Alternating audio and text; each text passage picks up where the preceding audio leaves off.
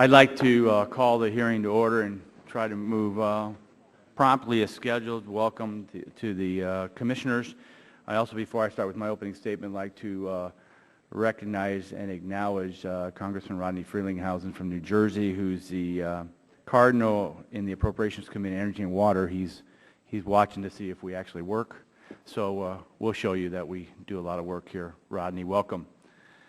And now I'd like to recognize myself for my 5 minutes. Nuclear power is vital to our economy, particularly in my home state of Illinois, which boasts 11 operating nuclear reactors at 6 different locations. That's why the Nuclear Regulatory Commission plays a crucial role in ensuring that we meet our current and future energy needs without sacrificing safety or security. Licensing of new plants and new reactor designs, relicensing existing reactors, and considering the Department of Energy's application for a license to develop and operate a repository or storage site for spent fuel and high-level waste that is away from reactor sites are all issues that the NRC commissioners are called upon to weigh and decide using their best information, judgment, and expertise. No one wants the NRC to rubber stamp any of these license applications.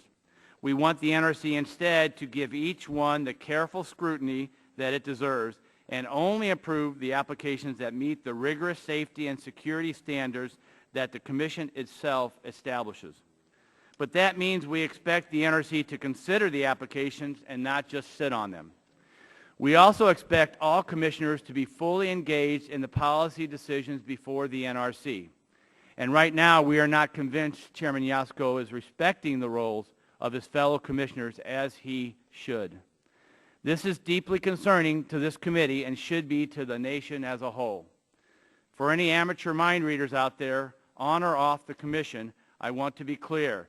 Do not read into any of my remarks or questions a preference for a particular thumbs up or thumbs down on any adjudicatory matter before the commission. You commissioners have the expertise. I only ask that the commission follow its own established procedures, take up the work federal law assigns to you, and when data are in, come to some explicit and timely resolution. I am not confident we are getting that today. With that, I want to welcome all the commissioners here with us today and look forward to hearing more details on their individual roles and the process for decisions making at the commission. And I'd like to yield my remaining time to my colleague, Mr. Whitfield from Kentucky. Thank you very much, and I also want to welcome the commissioners to be here with us today. We look forward to your testimony, and all of us are very much concerned about what has happened in Japan as it relates to nuclear power, and we recognize that you have a very important role to play in guaranteeing the safety as much as possible of the nuclear power plants in the U.S. so that the American public feels comfortable that we do have a safe system. We also recognize that with increasing electricity demand in this country, increasing by 50% by the year 2035, nuclear power is going to have a vital role to play. And as a part of that, how we get rid of the waste is another important issue.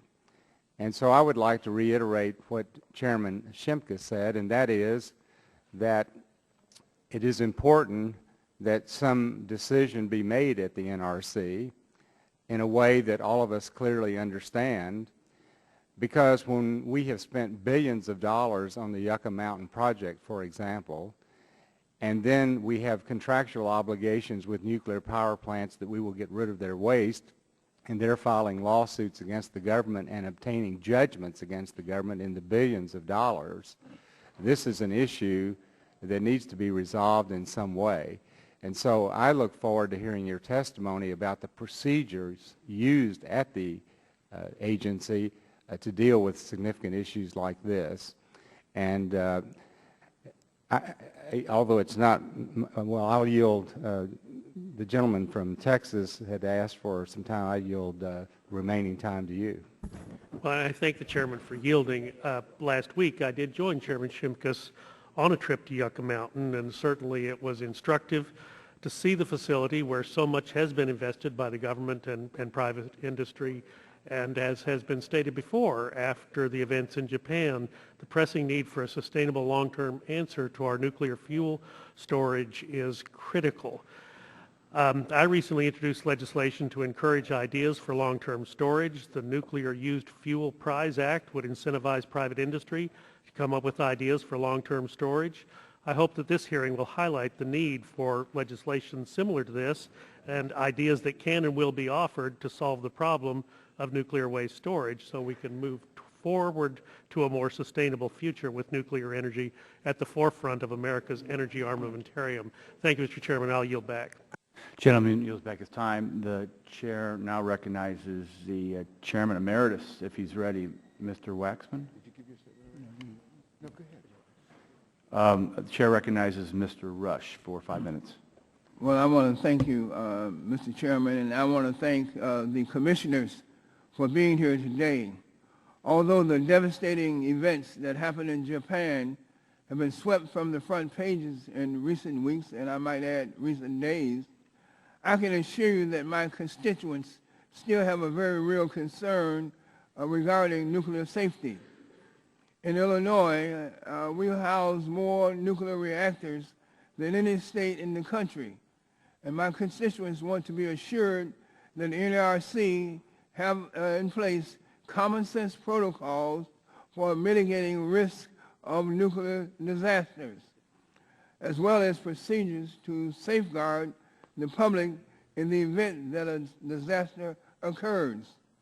When I visited the Dresden Generating Station in northern Illinois back in March, I learned that there were some very important distinctions in our nuclear safety protocols as compared to Japan.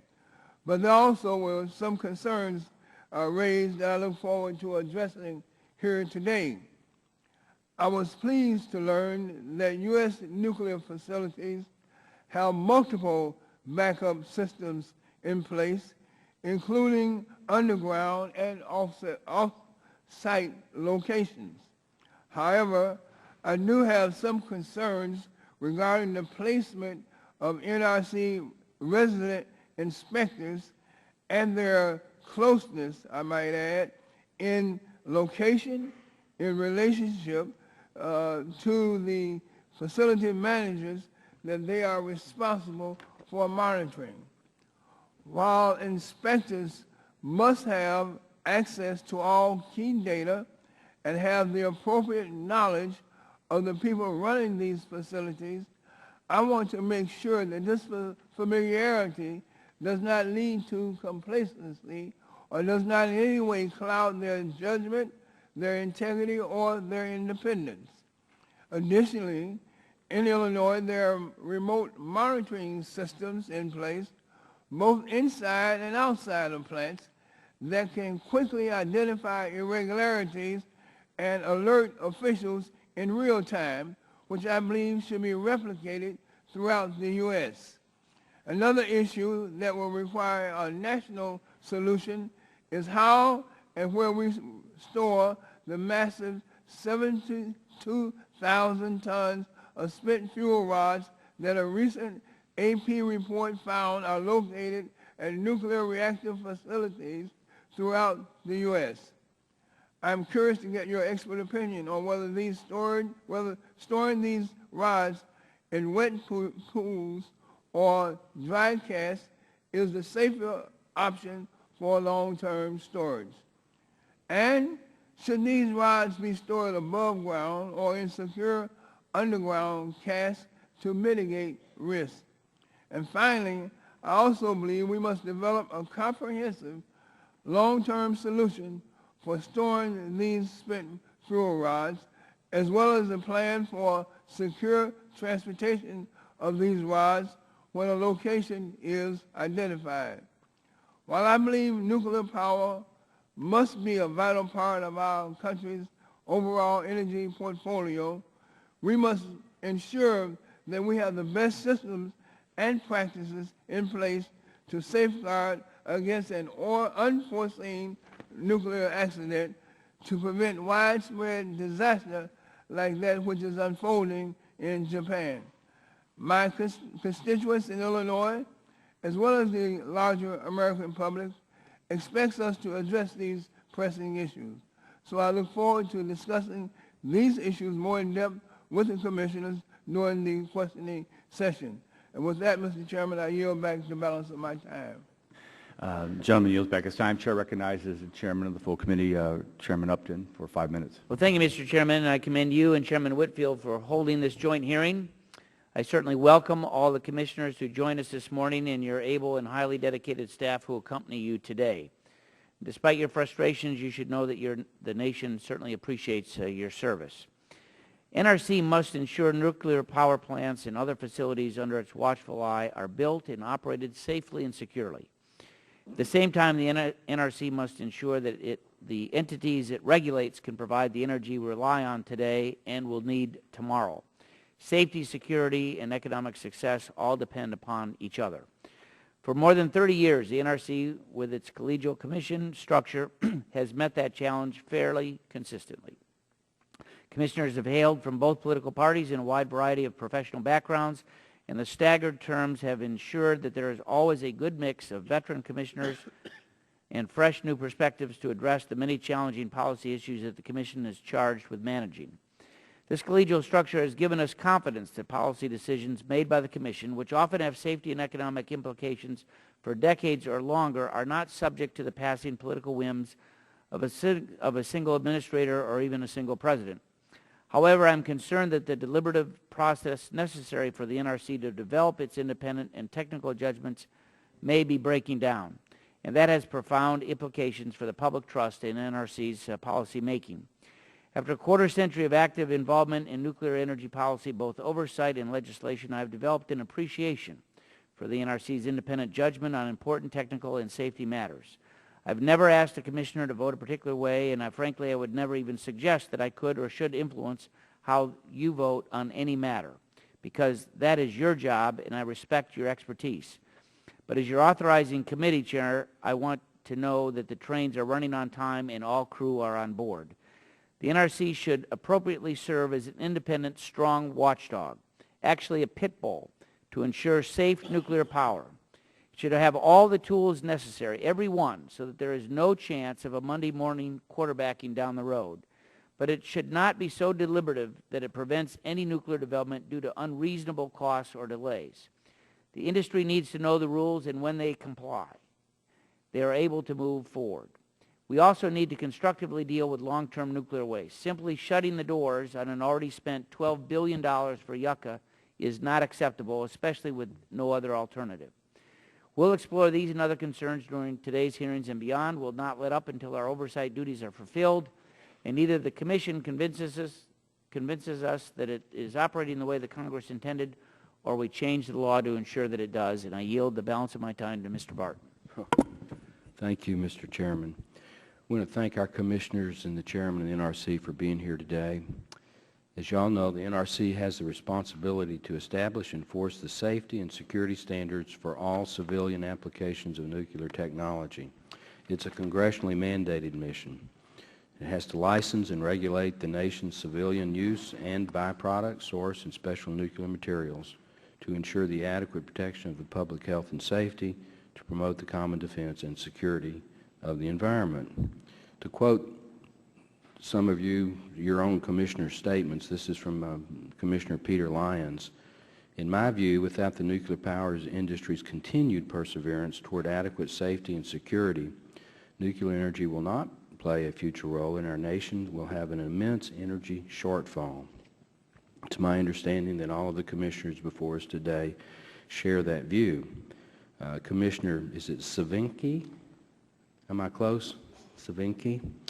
You quoted the principles of good regulation that were issued by the Commission in 1991, and I quote, "They are fundamental guideposts in ensuring the quality, correctness, and consistency of our regulatory activities." You went on to say that you believe the principles articulate the standards by which the regulated community and the broader public is asked to judge the NRC as a regulator and as an institution that's charged with ensuring the public trust. Back in 1982, when I was a White House fellow at the Department of Energy, I worked on a bill which became law called the Nuclear Waste Policy Act 29 years ago. It established procedures for establishing a permanent underground repository for high-level nuclear radioactive waste. In 1987, as a fresh or young congressman, I helped to amend the NWPA to designate Yucca Mountain as the only site to be characterized as a permanent repository. As chairman of this committee back in 2005, I was told in no uncertain terms that the NRC would fulfill its mission, would look at that proposed license, and would make a decision in a timely fashion. Yet here we are today in 2011, and that license application is still pending at the NRC and has not been acted upon in a definitive way. In this member's opinion, that's simply unacceptable. I want to thank the commissioners for being here today. Would point out to my friends on the minority side that we have 4 of the 5 here, so it is possible to get people to appear before this committee. And with that, I yield back, Mr. Chairman. Gentleman yields back. It's time. The Chair now recognizes Chairman Emeritus Waxman for 5 minutes. Thank you very much, Mr. Chairman. The mission of the Nuclear Regulatory Commission is to license and regulate the nation's civilian use of nuclear materials to ensure adequate protection of public health and safety, to promote the common defense and security, and to protect the environment. Today we'll have the opportunity to hear from 4 of the 5 NRC commissioners about their efforts to carry out this mission. It's an important time for NRC and for America's nuclear energy industry. First, the nation's fleet of reactors is proposed to grow. Utilities have submitted license applications to NRC to build 26 new nuclear reactors. Second, America's strategy for storing nuclear waste is at a crossroads. The President has determined that the Yucca Mountain facility is not workable and has created a Blue Ribbon Commission to review alternatives for storing, processing, and disposing of spent nuclear fuel and nuclear waste. And that report is due out next summer. It will help guide us in how to use 21st century technology to safely store the country's nuclear waste. And third, the world is facing the most serious nuclear disaster in decades. NRC is continuing to review the safety of American nuclear reactors in light of what happened at the Fukushima power plant in Japan. It's too soon to say with certainty what caused the accident in Japan and what role, if any, lax regulatory oversight of the industry played in the catastrophe. Here in the United States, we're not immune to catastrophic events resulting from regulatory failures, as we saw with the 2008 financial collapse and the BP oil spill. It is our duty to learn lessons from the Fukushima disaster and close any gaps in our oversight of America's nuclear fleet. Mr. Chairman, I thank you for holding this hearing. The committee needs to be performing regular oversight hearings such as this one, and I look forward to the testimony from today's witnesses, and I welcome them today at this hearing. Yield back the balance of my time. Gentleman yields back his time. Now, again, I want to welcome the commissioners. As Chairman Emeritus Waxman said, we have 4 of the 5. 1 is traveling overseas, so that's why we don't have them all. And in the history of many of the members on this committee, we probably haven't had the NRC commissioners here for over a decade.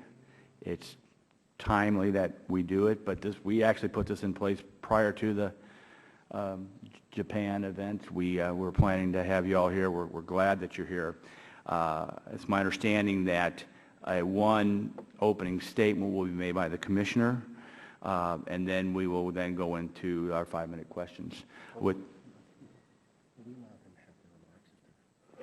There's the comment is that the submitted statement for the record was a commission-reported submission, then everybody else will have a chance to make oral remarks. So with that, I'd like to recognize Chairman Yasko for 5 minutes.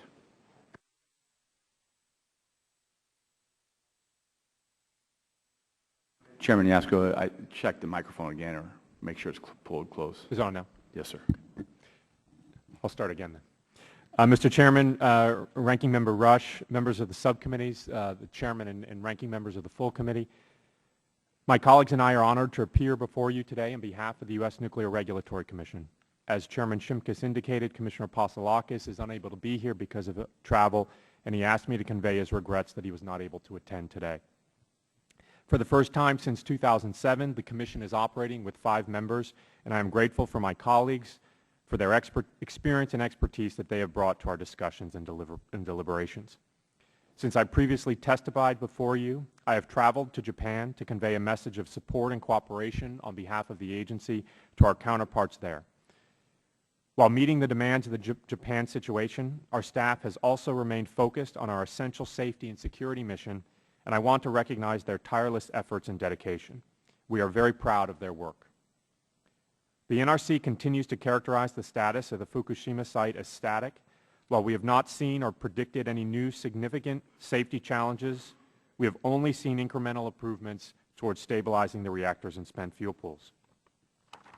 Given the devastating conditions at the site due to the earthquake, tsunami, and hydrogen explosions, progress while being made is very challenging, as important equipment and structures were either damaged or destroyed in the event or are not accessible due to high radiation fields. The government of Japan and the nuclear industry are providing significant resources and expertise to address the situation, and we will continue to provide support as needed. Our agency has a responsibility to the American people to undertake a systematic and methodical review of the safety of our domestic facilities in light of the natural disaster and the resulting nuclear situation in Japan. This review must be coupled with a sense of urgency, however, as there are likely lessons to be learned and changes we will need to make. On March 21st, my colleagues on the Commission and I established a senior-level agency task force to conduct a comprehensive review of our processes and regulations to determine whether the agency should make additional improvements to our regulatory system. This review will be conducted in both a short-term and a longer-term time frame. NRC's primary responsibility is ultimately to ensure the adequate protection of the public health and safety of the American people. Review of the current Japan information combined with our ongoing inspection and licensing oversight gives us confidence that the U.S. plants continue to operate safely. In the meantime, there has been no reduction in the licensing or oversight function of the NRC as it relates to any of our U.S. licensees. Now, I would like to turn briefly to the recent accomplishments and future challenges of the agency. As a relatively small, independent federal agency with approximately 4,000 staff, we play a critical role in protecting the American people and the environment. We currently license, inspect, and assess the performance of 104 operating power plants, as well as many fuel cycle facilities and research and test reactors. Furthermore, nuclear materials are in use at thousands of hospitals, universities, and other locations around the country. And each of these users presents different challenges for the NRC and requires that the NRC develop and sustain a diverse array of regulatory capabilities. The past year has been a challenging time. In 2010, we saw an increase in the number of automatic scrams for a second consecutive year. At the current time, 3 plants still remain in column 3 of the Reactor Oversight Process Action Matrix, which is our primary tool for providing oversight and information about oversight of the facilities. We have also seen challenges with human performance and material degradation, incidents that have been made more significant than we have seen in some time. Recent events serve as a vivid reminder that we cannot become complacent and that we have not encountered all the different types of natural occurrences, equipment failures, and human performance deficiencies that could impact safety. Over the past year, the agency has made significant progress on a number of long-standing issues. The Commission revised and finalized the Waste Confidence Rule, providing a measure of certainty in an important and high-visibility area. The NRC has also recently taken steps towards closing out long-standing safety issues involving fire protection and containment sump issues known as GSI 191. At the same time, we have proceeded with a number of new reactor issues, including moving to public comment the ABWR and AP1000 design certification amendments, as well as making significant progress on the ESBWR design certification, also moving that to public comment, ITEC maintenance, and new reactor risk metrics. In other areas, our staff led the Interagency Radiation Source Protection and Security Task Force. The agency completed a comprehensive review of its enforcement policy, and we made substantial progress in evaluating and enhancing our alternative dispute resolution program. And in keeping with our historic commitment to openness and transparency, the NRC implemented the President's Open Government Directive, adding new tools to strengthen and broaden public input and engagement. Currently, the NRC is actively reviewing 12 combined license applications to construct and operate new nuclear power reactors. 5 different designs are referenced in these applications, and the NRC is currently reviewing the design applications for certification or amendment. The NRC is also performing safety, security, and environmental reviews of facility applications, a uranium deconversion facility application, and applications for new uranium recovery facilities. And as early as late summer, the Commission may conduct the first mandatory hearing on new reactor licenses since the 1970s. As we all know, issues related to Yucca Mountain have garnered considerable attention in recent months. The 2011 Appropriations Bill has been signed into law, and it provides $10 million for the NRC staff to complete the effort to thoroughly document the staff's technical review and preserve it as appropriate for publication and public use. Mr. Chairman, Ranking Members Rush and Green, and members of the subcommittees, this concludes my formal testimony today. On behalf of the Commission, thank you for the opportunity to appear before you, and we will be pleased, and I'll certainly be pleased to answer any questions you may have. Thank you. Well, Chairman Jasko, thank you very much for your statement, and we certainly want to give the other commissioners the opportunity to make any remarks that they may like. So, Commissioner Savinsky, I'll recognize you for up to 5 minutes. Thank you, Chair. Thank you, Chairman Whitfield, Ranking Members Green and Rush, and members of the subcommittees for the opportunity to appear before you today. I appreciate that you have granted me a few minutes to express some individual perspectives as a member of the Commission regarding NRC's role in the important energy issues before your subcommittees. Chairman Yatsko has addressed the breadth of the NRC's ongoing activities in the written statement he has submitted on behalf of the Commission. The events at Fukushima in Japan are a sober reminder that nuclear technology is unique, and as I have heard so many of my colleagues say since these events, it requires a total, absolute, and unwavering commitment to nuclear safety in our professional conduct. The NRC has initiated a systematic review of these events while maintaining its focus on the safety and security of nuclear materials and facilities here in the U.S. The NRC staff continues its work as well on the many routine licensing, rulemaking, and inspection activities before the agency. We appear before you today as a commission.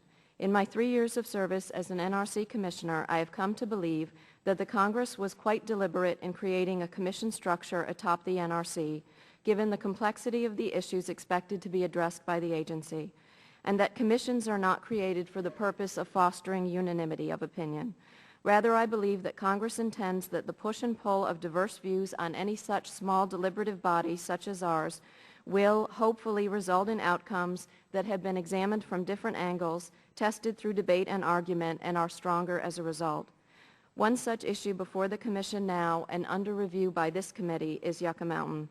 Since October of last year, I have been public in my disagreement with the Chairman's direction to begin the closeout of the NRC's technical review of the Yucca Mountain licensing application under the terms of the continuing resolution, particularly while an adjudicatory appeal related to the Secretary of Energy's request to withdraw the application is pending unresolved before the Commission itself. I cast my vote in that adjudicatory appeal on August 25, 2010. The vote I cast was based on thorough study and review of the underlying record, including the Licensing Board's decision, as well as the substantial briefs filed before the Commission by parties to the proceeding. I have a strong conviction for the position I have taken, and I have not altered my judgment since that time. The Commission has failed to complete final agency action on this matter. Nevertheless, I stand ready to do my part at any time to bring this matter to conclusion. The Yucca Mountain issue is one of many currently before the NRC. As I anticipate this hearing will make clear, the NRC has an important and decisive role to play in America's energy future. The ability of NRC to perform this role is an appropriate area of scrutiny as your subcommittees debate the energy policies of the country now and into the future. In my personal experience, I have found the NRC to be an organization of extremely dedicated safety professionals who are ever mindful of their important obligations to the nation. My objective each day is to be the kind of commissioner they deserve. Thank you again for this opportunity, and I look forward to answering your questions. Thank you. And now the Chair would like to recognize Mr. Magwood for 5 minutes. Thank you, Chairman Simkus, Chairman Whitfield, Ranking Members Rush and Green, and members of both subcommittees for providing us an opportunity to speak with you today. The timing of today's hearing is apt as there are many issues facing the Commission and facing the nation as a whole. Clearly, most attention in recent weeks has been focused on the events in Japan since the devastating earthquake and tsunami of March 11th. These natural disasters have caused immense destruction, and in their wake, some 25,000 people are dead or missing, and 300,000 have lost their homes. As a friend to Japan, I continue to share the sorrow of the Japanese people. For the NRC, the significant damage suffered by the Fukushima Daiichi nuclear plant has garnered our attention for nearly 2 months. This damage has had significant impacts on the lives of many people in Japan and on the environment around the plant. Watching these events unfold from afar has been both very sad and very sobering. In my year as NRC Commissioner, I've been continually impressed with the professionalism and commitment of the NRC staff. The staff's response to the events in Japan has provided just one more example. Within hours of hearing about the deteriorating situation at the nuclear plant in Japan, NRC staff began to volunteer to travel to that country to provide whatever assistance might be possible. Within a few days, there were 11 NRC experts on the ground in Japan. Many others staffed the agency's operations center around the clock, and others answered public call-in lines. Meanwhile, during all this activity, most of the staff remained focused on the primary mission of protecting the health and safety of the American people. This country should be proud to have people like that serving in their interests. While I believe the prospect of a truly catastrophic event has largely passed, Japan faces a long, difficult task to address the hazards presented by this damaged facility. Japan also faces a very tough challenge in fully absorbing the lessons learned from these events, just as we had to learn from 3 Mile Island. I encourage my friends in Japan to examine every detail of the events associated with the Fukushima Daiichi plant in a relentless, unblinking, and transparent manner, and to make any changes that such review may prompt. I am convinced that U.S. nuclear plants continue to operate safely. I also believe that many physical and operational improvements implemented over the years, including those made after the terrorist attacks of September 11, 2001, provide important capabilities that will help assure the safety of U.S. plants under many adverse conditions. While I believe that most of the lessons learned must be learned by Japan, it is clear that this Commission would be remiss if it did not review the events at Fukushima to determine what lessons, if any, can be applied to the operations here in the United States. As you've already heard, the Commission has approved the formation of an expert task force to consider what lessons can be learned from the situation in Japan. In addition, I've been pleased to see that U.S. nuclear industry, which I should note has also provided substantial support to our colleagues in Japan, has also established a steering committee to coordinate their review of the events in Japan and consider what changes might be made. While it's important we study the details of how events unfolded in Fukushima, it's my view that we must also assure that the safety forest is not obscured by the technical trees. While many questions remain about what transpired at the Fukushima Daiichi plant, some lessons are being learned right now by simply considering probing questions about current practices in the U.S. that are prompted by those events. Perhaps the largest lesson I've learned from this event has been that while the nature will often present us with challenges that exceed even our most conservative expectations. Given that, we must place as much attention on how we recover and mitigate disasters as we place on how to resist them in the first place. As the United States assesses the events at Fukushima, I believe that America's independent regulator is well suited to evaluate and respond to the lessons we will learn. I also believe that our Commission structure will serve us well as it has for many years.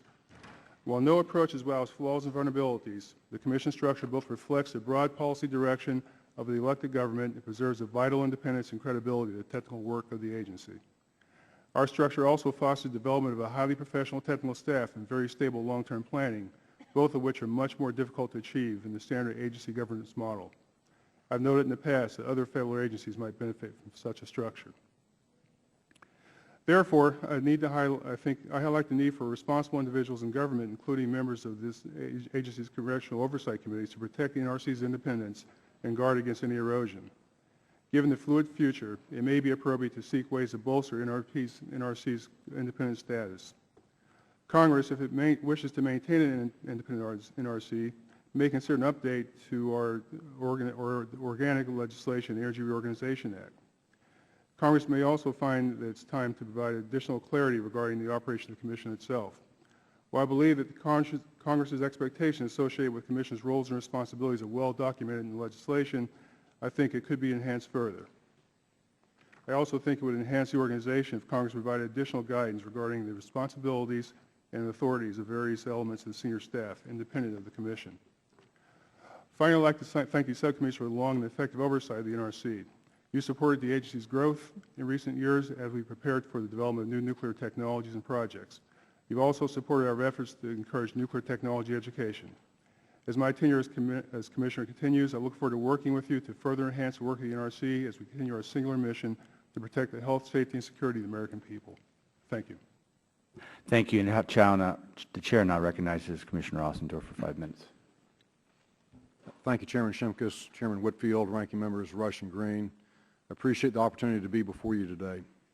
I also appreciate this committee's and the subcommittee's interest in the role of nuclear energy in our country's energy future. I've been a commissioner for just over 1 year. In that time, I've gained a deeper understanding of the NRC's licensing and oversight programs and their importance to the protection of public health and safety in our nation. As a commissioner, I firmly believe in the NRC's principles of good regulation: independence, openness, efficiency, clarity, and reliability. These principles are absolutely vital to the proper functioning of our agency. Joining the comments of my fellow commissioner colleagues, I agree with them completely that the NRC staff that we work with are professional, enthusiastic, and committed to ensure that we carry out our mission effectively. It is an honor to be part of that NRC team. Over the last year, I spent considerable time talking to members of the public, anti-nuclear groups, pro-nuclear groups, visiting nuclear power plants, facilities, etc. And I've found getting out and about around the country absolutely essential to my performance as a commissioner. The events that have unfolded in Japan at Fukushima Daiichi are significant. On the one hand, I firmly believe that our existing 104 commercial nuclear power plants in this country are indeed safe. In the past few weeks, we've seen natural events with tornadoes, with the Surrey Nuclear Power Plant in Virginia, the Browns Ferry plant in Alabama, where both plants have demonstrated their capabilities to safely shut down due to a loss of off-site power caused by severe weather conditions.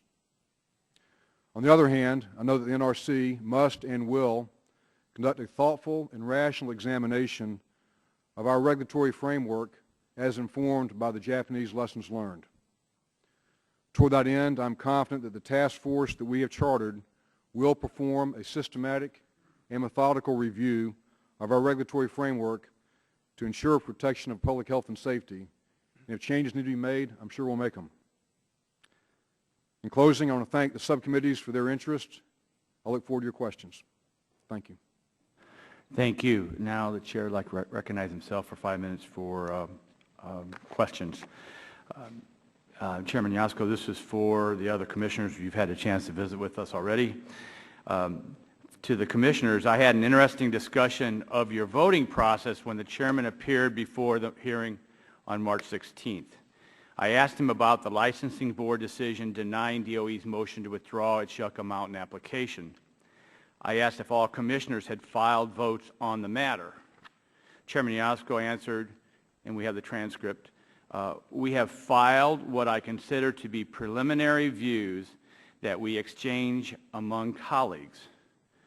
So I asked Mr. Yasko, is it your position that you have not filed final votes? He replied, I would consider votes more akin almost to prepared statements and remarks of members of the Commission. The practice of the Commission is to circulate these prepared remarks on any of the things that we do, and then based upon those circulated views, we work to see if there is a majority position. Now to the commissioners. Is that the way you describe those written votes you file, that they were merely prepared remarks? And we start with Commissioner Savicki. As I indicated in my prepared remarks, when I cast my vote in the high-level waste matter in August, it was based on a very thorough review of the underlying record, and I consider that I took my position at the time that I cast that vote in August of 2010. I have not revisited the judgment I made at that time or altered the position I took in August. Commissioner Magwood. I spent a great deal of time thinking about how to evaluate the very interesting, unique issues that were presented by that by the DOE motion. And my conclusion was something that I took very seriously and spent a lot of time developing. And after working with my staff for quite some time, I wrote a very, very lengthy and I think quite eloquent, if I say myself, vote on the matter, and I really have not even considered changing from that. So no, I consider that to be my final personal statement on the matter. So you consider it a vote? I consider the vote. Commissioner Ostendorf? Chairman Shimkus, I cast my vote on the Yucca Mountain legal motion to withdraw decision August 26th, 2010. I do not view that vote as a preliminary set of views or initial remarks. I viewed it as a final, concrete, legal decision from my own commissioner office perspective. So they're not prepared remarks, they are in essence votes. And I hear nodding from Yes. the three, Correct. Yes. three commissioners that are here. Thank you. Chairman Yasko said that based upon those circulated views, you work until you have a majority position. Does the NRC have to wait for a majority position?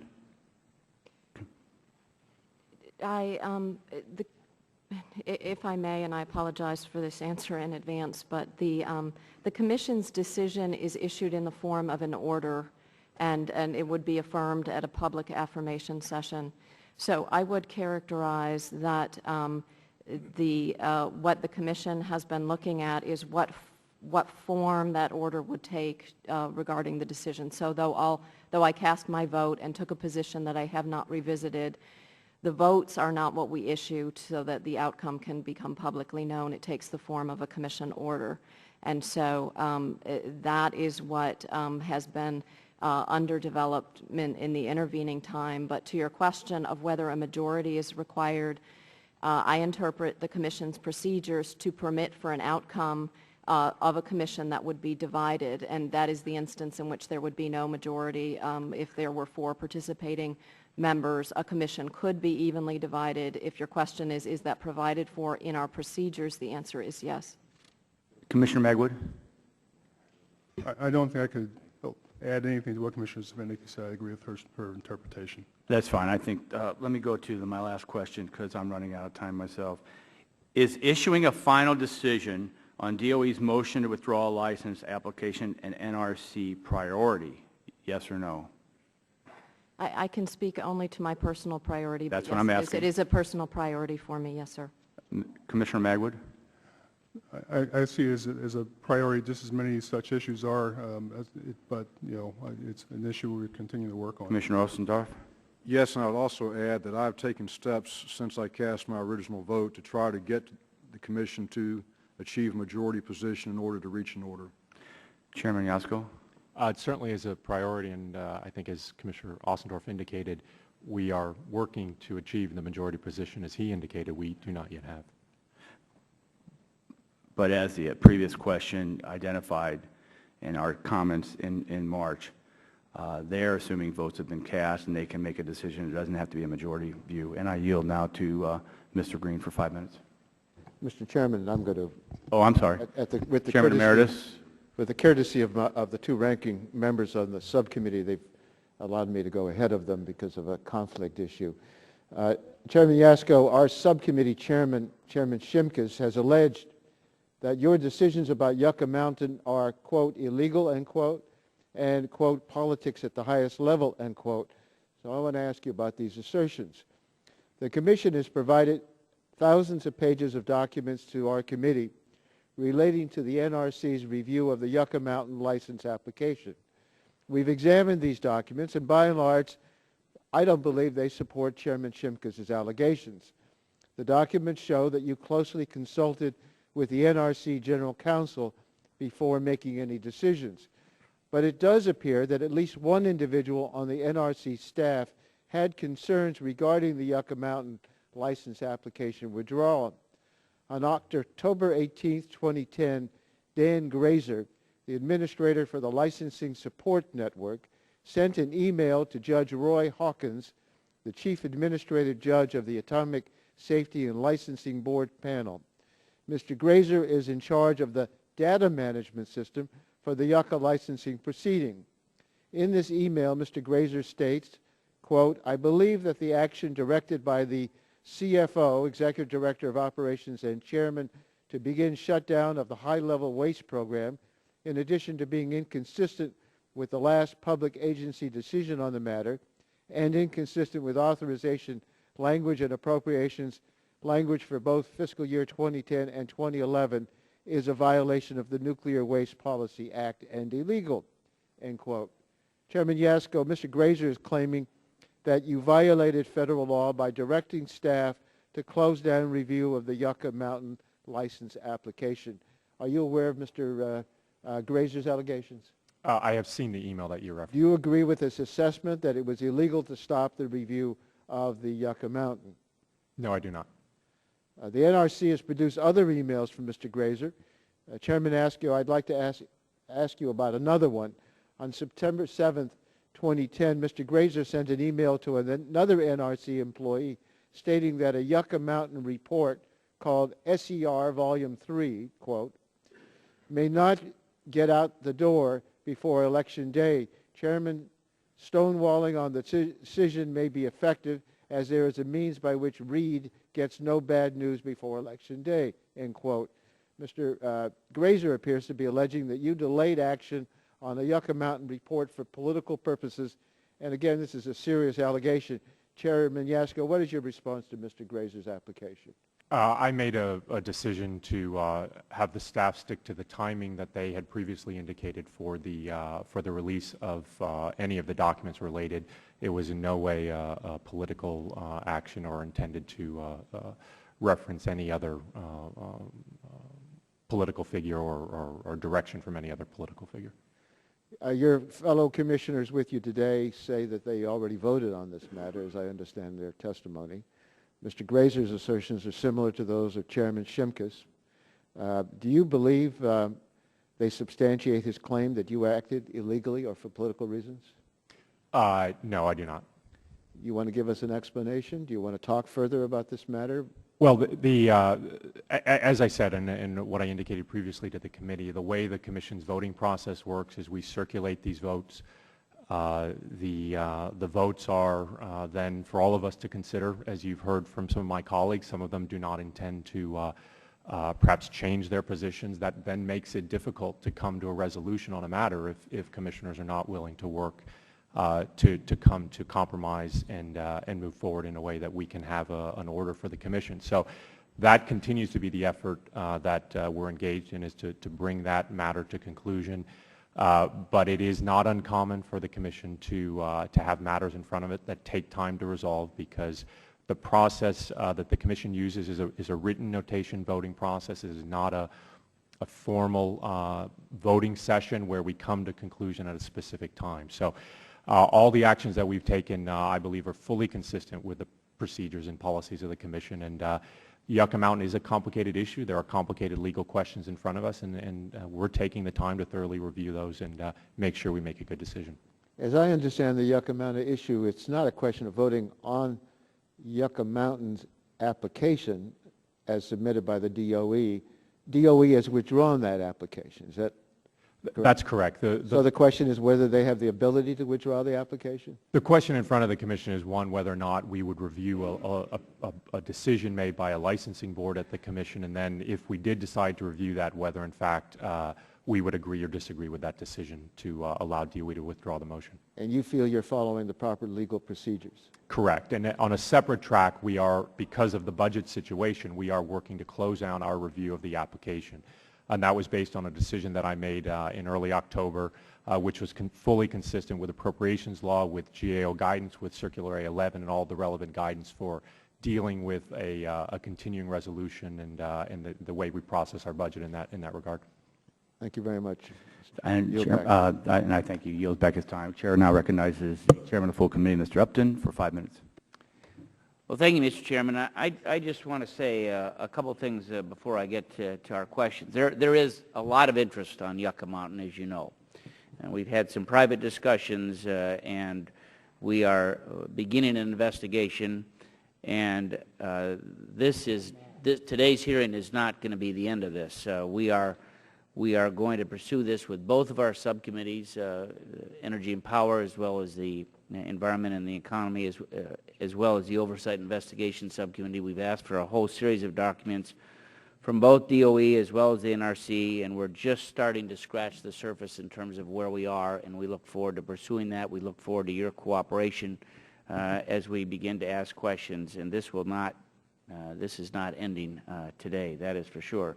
I have a couple of questions. Chairman Yatsko, as you know, Secretary Chu has made it a very high priority for DOE to support deployment of a small modular reactor by 2020, perhaps even earlier than that. These SMRs offer improved financing to the ratepayers, but also offer the most advanced safety features. I understand that the TVA is working to build as many as 6 of these light water SMRs. I'd like to get your perspective on these in terms of their safety benefits, the licensing path forward, as well as what is your plan to carry on the Fukushima lessons learned activities to continue the licensing activities on these promising reactors? Well, currently we've been in close contact with the Department of Energy as they develop their plans for supporting small modular reactors. We are anticipating the TVA submitting a construction authorization in next year, probably sometime in the middle of next year. We are budgeted and prepared to review that application.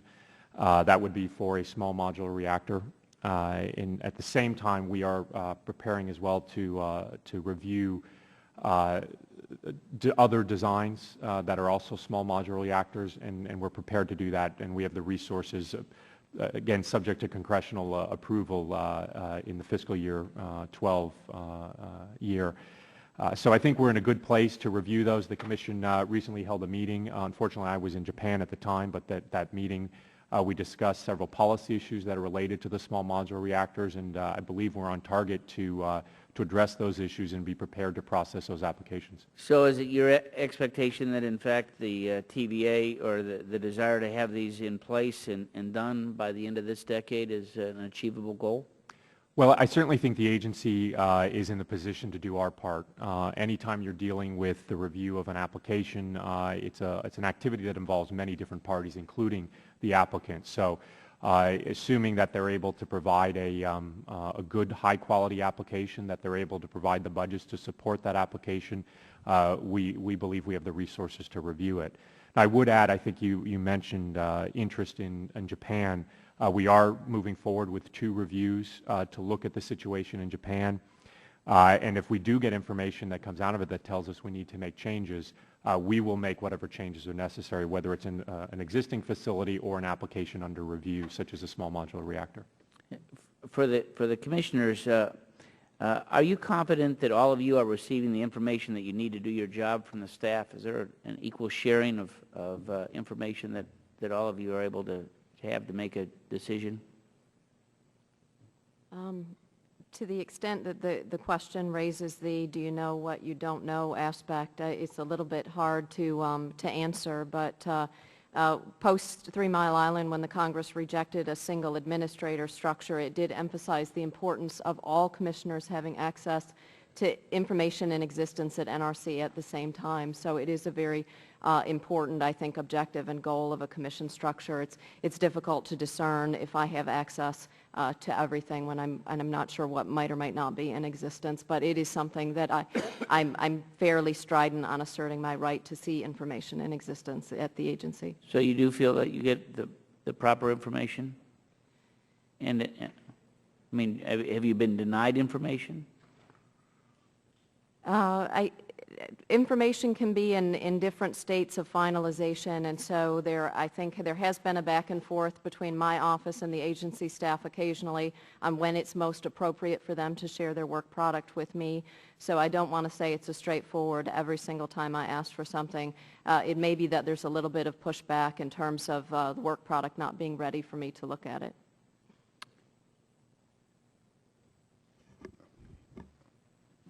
I guess I would say as a general matter, I'm able to receive information I need to make decisions. I think as Commissioner Svanek indicated, there have been occasions where, for one reason or another, information hasn't been forthcoming, but I think the majority of times if I ask for something, I get it immediately. So as a general matter, I think I'm able to get the information required to do what I need to do. I would add that by and large, I do receive the information I feel like I need. There have been some problem areas that I've pointed out either through my staff, back to our staff, or to the Chairman's office. I have had a couple of issues with how policy matters are brought before the Commission from the staff, and I've communicated those to the Chairman in his office. I know my time has expired. The Chair now recognizes Ranking Member Green for 5 minutes. Thank you, Mr. Chairman. I'd ask unanimous consent to my statement be placed in the record, Mr. Chairman. Without objection, so order. Let me just touch on the Yucca Mountain issue in the budget. And there are some of us who are concerned that the decision made to shut down, after we spent $14 billion, and ultimately our country is going to need some type of long-term waste disposal facility for high-level nuclear waste. Mr. Chairman, let me ask you, though, the continuing resolution that this House passed just recently, last month, on a bipartisan basis, the budget to avert the government shutdown, the budget zeroed out funding for Yucca Mountain, the Department of Energy, and appropriated $10 million to NRC to close out the license review. Is that correct? Yes. Okay. Now, whatever happened before that or last fall or anything like that is actually moot, but because it's our job, if we have a difference of opinion, to provide appropriations to make sure we continue that. And, we have a really nice hole in a mountain out there that somewhere along the way we're going to need to have a facility for our country for those rods because we continue to expand. And I know we've had some success in the keep them on site, but that's not going to be a permanent solution. So we'll need to deal with that. And it sounds like Congress needs to work at that. Let me get to another issue. Our subcommittee in Environment and Economy has the chemical safety or CFATS legislation.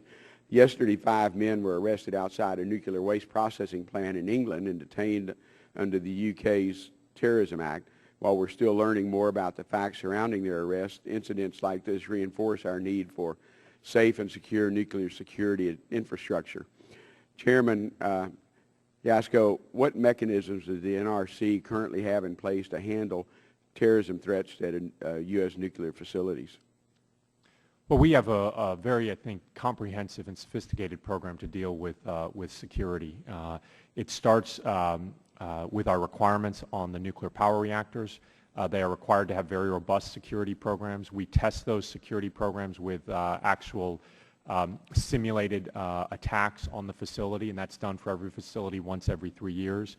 As part of our normal inspection activities, we inspect all the security systems on a periodic basis to ensure the cameras, the detection systems work. Does that include unannounced visits? That's part of our normal inspection process, and that generally some of that work is carried out by our resident inspectors who are at the site, and they will pick and choose some aspects of their review to look at certain areas, and they do that often on an unannounced basis. Since I only have a couple minutes, in the last few days, has NRC increased its focus on nuclear security? We have kept a vigilant look at nuclear security, and as we get additional threat information, we'll periodically communicate that as appropriate. But at this point, there's nothing immediately that has caused a significant change in the security posture for our facilities. Under our current system, NRC facilities are exempt from Homeland Security, chemical facilities, anti-terrorism standards, or CFATS regulations, which establish high-risk-based performance standards for security of high-risk chemical facilities. It's my understanding that the NRC and Homeland Security has entered into a memorandum of understanding regarding security of high-risk chemical facilities and high-risk chemicals at NRC-regulated facilities. Can you explain what the memorandum of understanding says between NRC and Homeland Security? Well, what that memorandum of understanding is for is that some facilities where there's dual authority, namely facilities that may have nuclear material and chemical hazards, that those facilities would be regulated under the NRC's program.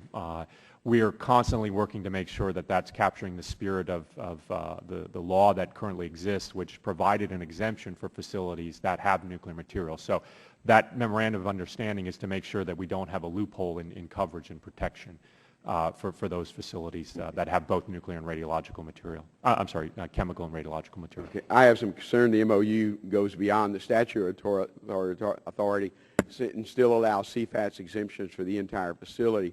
A good example, if a facility has a nuclear reactor and a high-risk chemical storage tank on the same site, under the current scheme, NRC is only required to regulate the reactor. Nevertheless, the entire facility, including the storage tank, is exempt from CFATS, leaving that high-risk chemical storage tank exposed to potential terrorism. The exemption issue is significant, and I hope we can close that gap to make sure that the regulation, the issue is a chemical security markup. We have one this afternoon on extending that, but that's something that we need to consider, and any information NRC could get to us to make sure it's seamless on those facilities that are covered under CFATS, even though there's an exemption, would be appreciated. We'll certainly provide that, and we have been in discussion, I think, with the committees drafting that legislation to make sure that we achieve the same goal that you're looking at, which is to make sure there's no gap in coverage between at facilities like that. Okay, thank you, Mr. Chair. Gentleman yields back his time. The chair now recognizes gentleman from Kentucky, Mr. Whitfield. Thank you very much. I also would like to revisit the Yucca Mountain issue simply because of the money that's been involved in it and the ramifications of that decision or non-decision has on our country. From the testimony that I heard from the three commissioners, all of you indicated that you, in your own mind, felt that you had issued a vote on whether or not to uphold the Construction Authorization Board's decision. And it was also said that in order to have a final order at the agency, there had to be a commission order. So if the three of you, in your mind, voted on this issue, we know that one commissioner recused himself. So my question is, if people have voted, who makes the decision that there be a commission order issued? Any of you can answer. Well, Mr. Whitfield, that is generally the process that we usually follow. We have what's called an affirmation notice, which is an official notice that goes out indicating that we're ready to move to a session to actually weigh in on this order. That is done by the commission itself, and when we have an approval of that affirmation notice, that is usually when we proceed to go forward. And so that serves as the proxy to indicate that the commission itself has come to resolution and come to agreement on an order and that we're willing to go forward. But it is ultimately the commission that makes the decision about the order. But from Mr. Shimkus's reading your testimony earlier, he would indicate that they feel like they voted on this issue, and from your perspective, they did not vote on this issue. Is that correct? Again, I think as I tried to explain at the time, votes have been cast. Those votes are not the final action. Some of my colleagues have circulated compromise positions as part of the post-voting action to work to bring us to resolution. So I appreciate the views that my commissioners have expressed. However, it does not mean that because we have all the votes cast that we are ready to move to an order, and at this point we are not. So are you the one that makes that decision? I am not. The commission as a whole makes that decision. But they said that they voted already. That's correct, and that is different from the order that is the final action when it comes to these adjudicatory matters, which is what I explained to Mr. Shimkus. And I think as you heard Commissioner Ossendorf say, we are working to get a majority on that particular order. During the events in Japan, Chairman Jasko enunciated a policy that people living within 50 miles of the damaged reactors in Japan should evacuate. Now that really created an uproar, I might say, not only in Japan and elsewhere, but also in the U.S., because I think we have a 10-mile evacuation area in the U.S. So my question would be on an issue like that, did the commission vote on that, or was that just a unilateral decision that you made yourself? That was a decision that was made based on a staff recommendation at the time when we were responding to an emergency situation in Japan. Given that that action was fully consistent with existing U.S. standards for how we would deal with comparable situations, I moved forward with that decision and made that recommendation to the ambassador ultimately in Japan.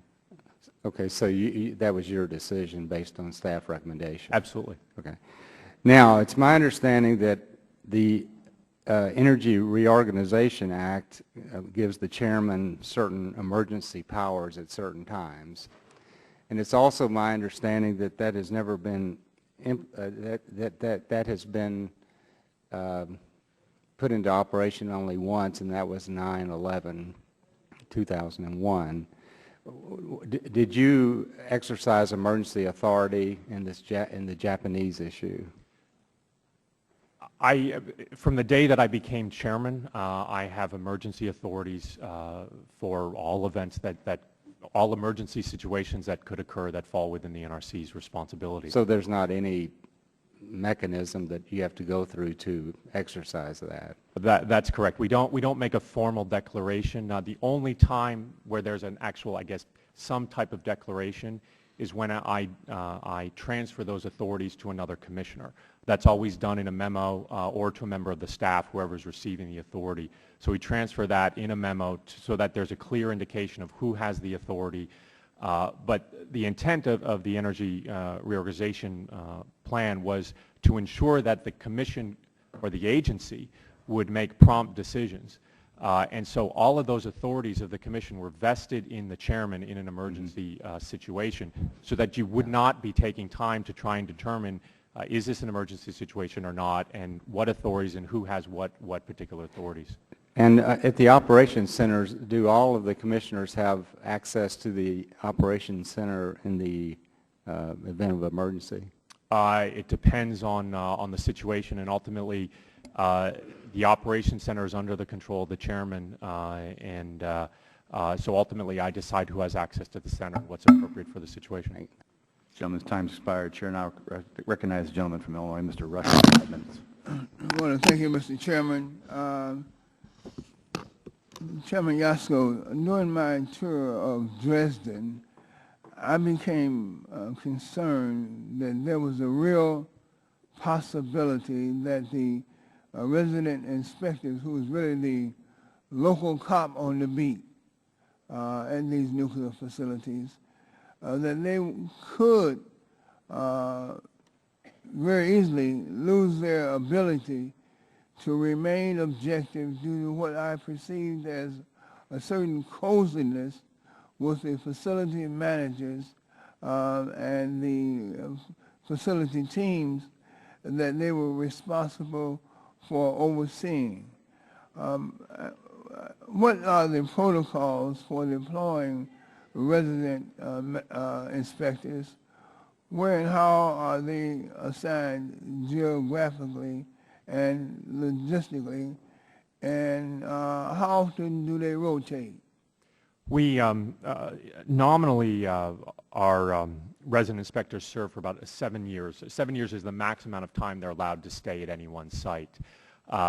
We go through a competitive selection process. This is often a very competitive position within the agency, and some of our best and brightest individuals go on and become resident inspectors. And actually, it's really a stepping stone to becoming one of the senior managers at the agency. We have many former resident inspectors who are ultimately some of the top managers at the agency. So we're very mindful of the concern that you're looking at. So they're there for 7 years? 7 years is the max. So they move family and friends to the particular geographic location for the most part? So they go to church together, shop together, children play on the same teams together. Do you have any fear that this kind of coziness over this long period of time might cloud their objectivity and their reliability and their integrity, you might add. From what I've seen of the individuals that carry out this work, I have very little concern. They are incredibly dedicated professionals, and they are, for lack of a better word, kind of a thorn in the side of the utilities. They investigate what they need to investigate. They don't take any direction from the plant employees or other than information that might be helpful in an investigation or an inspection. They are very objective.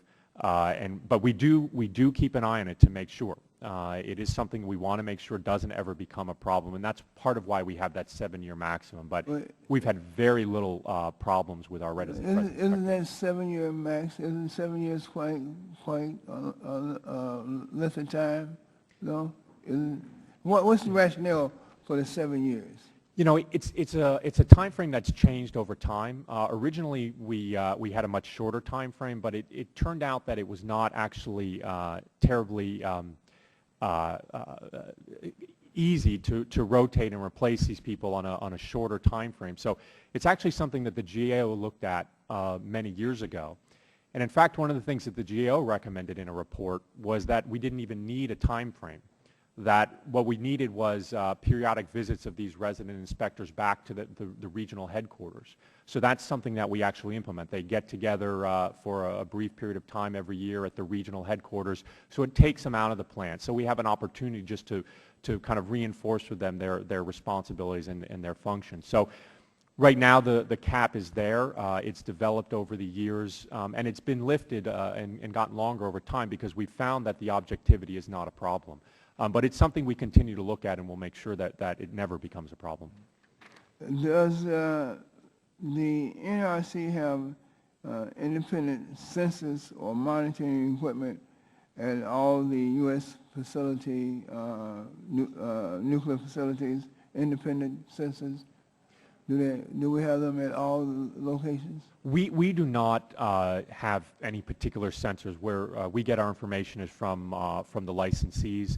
But we have unfettered access to any of the licensee information, and so we periodically audit and review information that they're providing about the status of the plants and material at the sites. You're back. Gentleman from Texas, Mr. Barton, is recognized for 5 minutes. Thank you, Mr. Chairman. I'm confused. I'm a simple guy. I try to read things black and white, but I listened to the chairman's explanation to both Chairman Shimkus and Chairman Whitfield, and I don't understand it. So I want to try to clarify a few things. I want to ask you, Commissioner Ostendorf, is it true that in March of last year the DOE did file a motion with the NRC Construction Authorization Board to withdraw the license application? Is that a true statement? Yes. Okay. And is it also true that the Commission directed the Board to decide that motion by June of 2010, and on June the 29th, 2010, the Board denied the DOE motion to withdraw the application? Is that true? That is correct. So, by law, the Commission directed the Board to decide on the motion to withdraw, and on June the 29th, the Board denied the Department of Energy's motion to withdraw. The full Commission has or has not had a vote on that motion to deny. 4 of the 5 commissioners have voted on the ASLB, the Atomic Safety and Licensing Board decision. Commissioner Apostolakis was recused. Okay, so there was a vote. One commissioner recused. The vote was 2-2. Is that correct? Congressman, it would be inappropriate for me to comment on the outcome of the votes. I can tell you that... I don't want to know how anybody voted, but, well, let me ask you this. Was there a definite majority in this vote? There was an outcome of those 4 votes. Well, it's either 4-0 312213 or 04. Believe me, Congressman, I understand the frustration you're having in asking me this question. I'm Again, trying to stay consistent with our principles to not comment on matters that are subject of ongoing adjudications. we're not asking how any commissioner voted. You know, we know that the motion to withdraw was denied. Apparently, we know that the commission voted on that board recommendation. What we don't know is the outcome. Is that? That is correct. The chairman, who is an honorable, decent man, who's been in my office a number of times, and I have great admiration for, appears to me to be playing some sort of a foot-dragging game, and that's my characterization, because he thinks on June the 30th, he's going to apparently get a new commissioner that apparently agrees with his position and can then issue this order. Now, he's smiling as I say that, but, you know, I am a simple guy, but I wasn't born yesterday, Mr. Chairman, and that's what it appears to me. So my question to you, Commissioner Ostendorf, how do we resolve this? I mean, it appears to me that we're just playing a shell game. My understanding to issue an order is a mechanical exercise. You just direct the clerk to put some words on paper, and that's it. It's not a policy exercise. Am I wrong on that? Let me approach this, Congressman, if I may, via a hypothetical. My approach that might explain an analogous situation. As I mentioned earlier, when I was questioned by your colleagues here, I voted August 26th on the DOE motion withdrawal issue. My other colleagues at various times, as they've indicated, have also voted on this matter. So four commissioners at this table have cast votes on this matter. In order to get to, and the chairman was talking about this, in order to get to an order out of the commission, so we have our individual 1, 2, 3, 4 votes, to get to an order that represents the commission decision, it requires 3 out of the 4 of us at this table to agree to common language that would go out in an order. That has not occurred as of yet. I will tell you that from my own personal perspective, I have advanced drafts of orders that I thought could appropriately bring this to closure back on November 5th and again on January 18th of this year. I have not been successful in trying to get How can you have a vote and it not be publicly known what the vote is? When we vote, it's up on a big board, and then it's put in the congressional record, and I mean, we don't have the luxury of voting and then waiting 2 or 3 months or a year or 2 years before people know how we vote. I mean, I don't understand that. Is there some secret protocol at the NRC that gives y'all the authority to vote and not admit to the public how you vote? The internal commission procedures, which are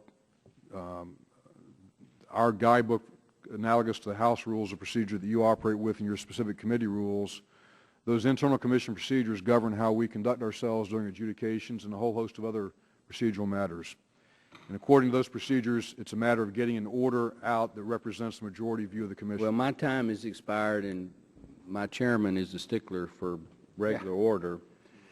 Thank but you. This isn't going to go away. Chairman Upton said it.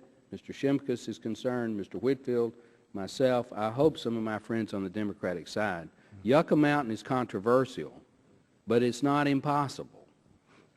Mr. Dingle, you're recognized for, the gentleman from Michigan, Mr. Dingle, is recognized for 5 minutes. Chairman, I thank you for your courtesy. Members of the Commission, welcome to the committee. We need to learn from events in Japan. That said, hysteria is both unwise and premature. Comparing an ancient Japanese reactor built several decades ago to reactors to be built in the United States in the next decade is like comparing apples to oranges. Nuclear power is 20% of our baseload, and 7% of our low carbon power. If we're addressing climate change, we must move forward to a low carbon future. And we need above all to take the approach that includes clean coal, CCS, nuclear, natural gas, and renewables. I remain troubled about the standstill of a long-term repository for spent nuclear fuel. I'm not here to blame you for this event. Other circumstances have brought that about. After more than 20 years and more, when we have collected $17 billion from ratepayers for a long-term storage of nuclear waste, DOE has requested that NRC withdraw its application for Yucca Mountain, and no funding has been requested this year for Yucca Mountain. This is, in my mind, extraordinarily irresponsible. Now, my questions. Chairman Yatsko, do you intend to schedule a vote on DOE's request to withdraw its pending application to construct a repository at Yucca Mountain? Yes or no? As soon as the Commission has an order that it can move forward in, we will move forward with the order. Now, if so, when will you do that? As soon as we achieve the necessary conditions to have an order. I think as Commissioner Ossendorf indicated generally what those are. But again, I don't want to go too much into the detail to preserve these adjudicatory processes being like a quasi-judicial process. We don't discuss publicly what the negotiations and discussions are. Thank you, Mr. Chairman. Also, Mr. Chairman, it's my understanding that last June, the Atomic Safety and Licensing Board ruled that DOE did not have the authority to withdraw its license application. Is this true? Yes. Why was that ruling made? Again, I can't really comment on that specifically because that question is in front of the Commission, and that's what we're looking to try and resolve. Thank you. Now, members of the Commission, welcome to you all. These questions to all of the Commissioners. As I have mentioned, we have a lot to learn from events in Japan. It's important to review existing processes and procedures, to identify lessons learned, and to implement necessary improvement. That said, the NRC staff has made significant progress on many of the combined license and design certification applications submitted to date. It appears that several applications are now in the final stages of review and could soon become a reality. Indicative of this progress is the recent final design approval of the ESBWR, the technology referenced in DTE Energy's combined license application for Fermi 3 in Monroe, Michigan, in my district. In the past, NRC has projected the general intent to complete the combined license and design certification process under Part 52 in approximately 42 months. Is that so? Starting with you, Mr. Chairman, and then other members of the Commission. Yes. Yes? Our reporter doesn't have a nod button, so we got to cooperate with him. Oh, yes. It drives him further. Ma'am? Yes, that's correct. Sir? Yes, that's correct. Sir? Yes. Now, is there any reason to assume that timetable might change? Chairman? Well, we certainly will continue to move forward with the activities on all of the new reactor licensing. But if we get additional information from Japan that requires us to make a change or to modify our process, we will, in my view, I believe we should do that. Certainly leave it up to the rest of the Commission to answer for themselves. Thank you, Mr. Chairman. I agree with Chairman Yatsko's answer. Sir?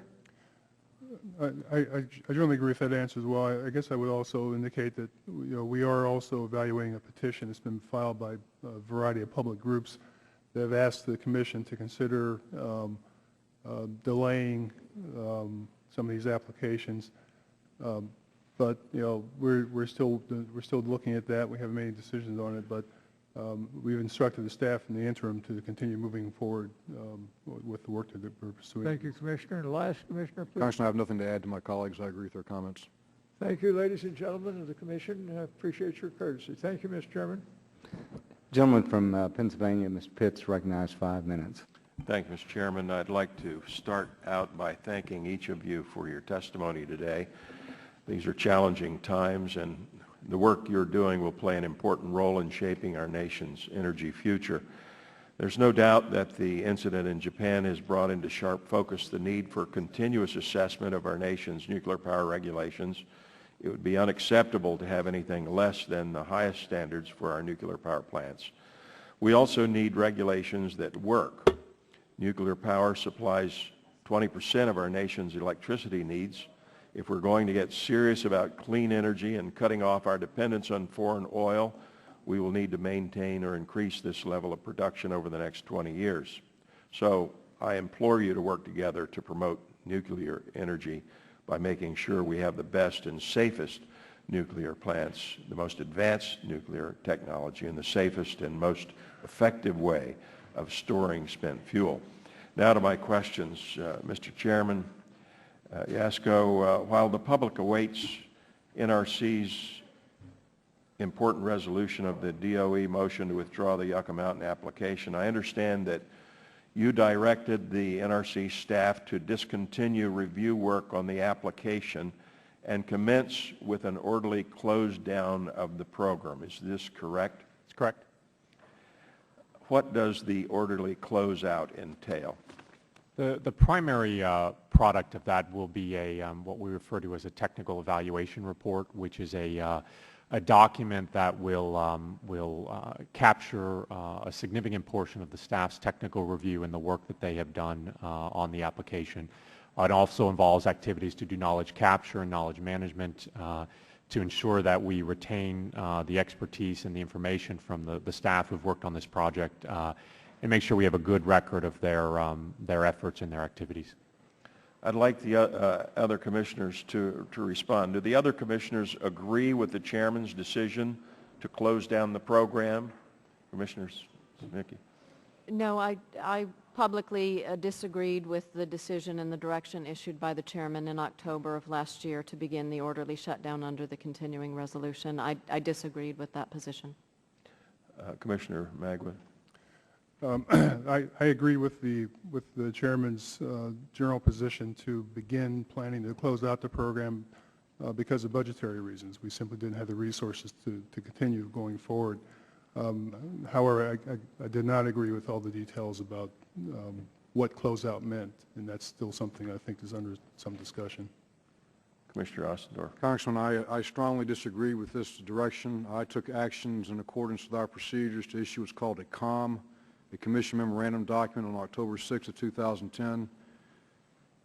That document requested my colleagues on the Commission to take a different direction here, to allow the staff to continue to work on the licensing activities until there's been a final determination and a legal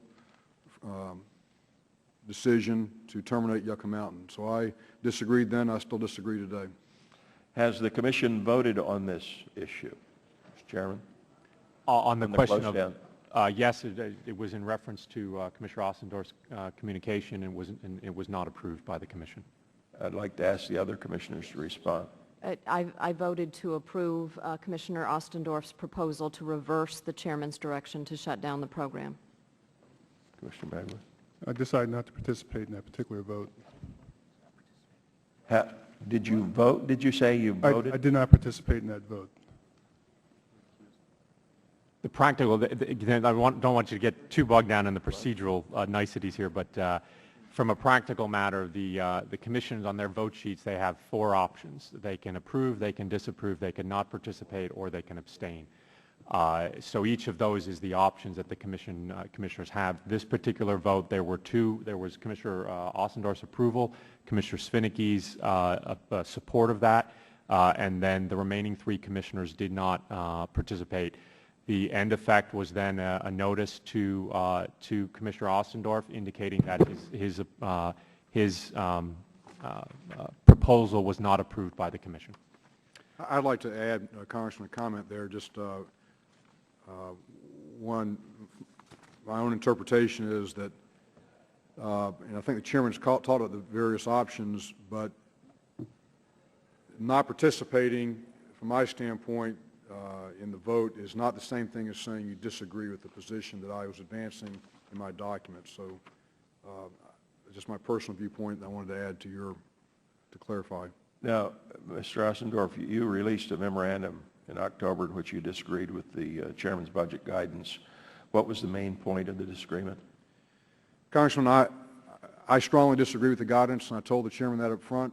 I've worked here in the House of Representatives as a subcommittee staff director and counsel dealing with continuing resolution matters. I've been a senior official at the Department of Energy, where I ran the budget process at the National Nuclear Security Administration. So I've had significant experience dealing with CRs for many years in different jobs I've had.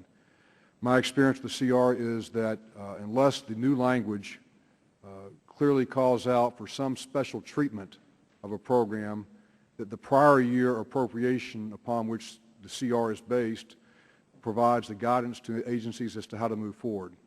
The FY10 budget for the NRC had the high-level waste program conducting licensing activities.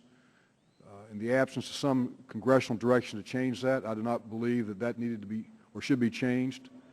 I also believe that the conditions that were put forth officially to Congress in the FY11 budget submittal, though the budget had not been approved at that time, the budget submittal that came from our agency through OMB to Congress for FY11 said that upon suspension or withdrawal of the Yucca Mountain license application, then the NRC would commence shutdown operations. Neither of those two conditions was met. Thank you. My time's expired. Gentlelady from California, Ms. Capps, recognized 5 minutes. Thank you, Mr. Chairman. And Chairman Yasko, thank you to you and to all the commissioners for appearing for this hearing today. Chairman, it's been over a month since I requested the NRC to stay the license renewal application for Diablo Canyon and to work with California oversight experts to review new seismic information and mapping. Can you explain why the NRC has not answered my request? We currently have in front of the Commission a broad request in these formal licensing hearings for the Commission to take an action similar to the action that you've requested. The Commission is working on that. Excuse me. When could I and my constituents expect an answer to my letter? The Commission is working to try and get this issue resolved, but I would expect it's going to be at least a month before we'll have some resolution on that broader question of the hearing process. But we certainly have it in front of us, and we're working to give you a good answer. Thank you. As we have it. I wanted to ask you about the current relicensing process. It is focused entirely, it's my understanding, on identifying and managing the detrimental effects of aging plants and facilities, not on reevaluating the threats that formed the basis of the plant's original design. Am I correct? That's correct. Now, our understanding of seismic threats has improved dramatically since most nuclear power plants were originally designed and licensed 30 or more years ago. And on top of that, we are now tragically learning lessons from Japan. The one thing we have learned loud and clear is that seismic issues must be thoroughly examined and incorporated in all design, construction, and operating phases of nuclear power. I appreciate that the NRC continuously reviews threats, but as you know, in California, researchers have found new faults close to Diablo Canyon, and it would follow that, based on that plus what happened in Japan, that this information should be considered in the relicensing process, just as it would be in the licensing of a new nuclear power plant. And I remind you of the history of the nuclear plant at Diablo Canyon, when, as they originally were building it, they discovered the Hoskree fault offshore, had to stop, redesign it to the cost of billions of dollars to ratepayers, and adjust it based on that new discovery. So my question, does the NRC have plans to examine seismic hazards of nuclear power plants' design basis within the scope of their relicensing process? Well, currently, as you indicated, the relicensing process is focused on the aging management programs. If there ever were to develop information about new seismic information, much as has occurred with Diablo Canyon with the shoreline fault, we take that information and we process that immediately. And we are currently reviewing the analysis that's been done by PG&E with regard to the shoreline fault. So we don't wait for the relicensing for that action to be taken. Well, for example, last month, the NRC's Region 4 staff was asked by the California legislature if they would withhold releasing their environmental impact report for license renewal at Diablo Canyon, and the answer was no. The fact is that my constituents want the NRC to immediately stay the license renewal application for Diablo Canyon. They want you to work with experts within my state to update seismic data and mapping for a reactor site that lies within 5 kilometers of 4 active earthquake faults. We have time. This licensing is not due, relicensing is not due until 2025. And I want it entered into the record, if I may ask, the response of the USGS to the California Energy Commission when they inquired as to the state of seismic research. And I want to quote one sentence here. Given our current, this is USGS, given our current state of knowledge, we cannot rule out the possibility of a rupture on the shoreline fault triggering a rupture on the Hoskree fault or vice versa. If that, in my opinion, this begs for the use of 3D high-resolution studies to be done, and even though PG&E says they are doing them, they are not asking for a stay in the process. They want this to continue. The bottom line is, for the confidence of my constituents, and I believe for the American people, in the fact that we do want clean energy that nuclear power can give us. I'm not asking for a shutdown of the facility, but that these questions could be answered before the relicensing is proceeding any further, because the situation in Japan looms so large on my conscience, and that we have a responsibility in the federal government to make sure that there is confidence that the kind of energy we are seeking from nuclear facilities can be done so in an extremely safe matter. I don't want us to look back on some, God forbid, horrific situation either at San Onofre or Diablo Canyon and say we had time. I can only imagine what the Japanese people are saying now following that tragedy. And we have an opportunity to use the latest, I'm sorry, you're having to hear from my strong feelings here, that the desire of my constituents and I believe the American people to have the latest of technology, 3D studies done by an independent third party, has every right to be fully examined before the licensing process is pushed any further. That was the substance of my letter to you, and I'm using this time now to underscore the importance of that for, I believe, for our energy policy in this country, but certainly for my constituents. And I yield back. The gentlelady yields back, but I want to get confirmation. Do you want that letter submitted? Can we look at it? I'm sure we will, but we want to make sure. We haven't seen it yet, so we'll take a look at it, and then we'll. And now the Chair recognizes Mr. Terry for 5 minutes. Thank you, Mr. Chairman. Before I get to my question, I just want to express an observation here, and that, or a conclusion, that I'm very disturbed at this commission. I think we have now found the most secretive agency or commission on Capitol Hill. I used to think it was the Federal Reserve, but I think you guys take it. The level of non-information from this panel is frustrating. Circular discussion. And just in normal human nature, when there's a void of information, it's filled with some information, which leads to conclusions, maybe true or misplaced, that perhaps this is a politically run organization now. And certainly when we hear of whether or not there's votes or no votes or statements and state of approval or non-approval, and you get to say I don't vote, but yet that counts for a vote in the chairman's mind, is very disturbing.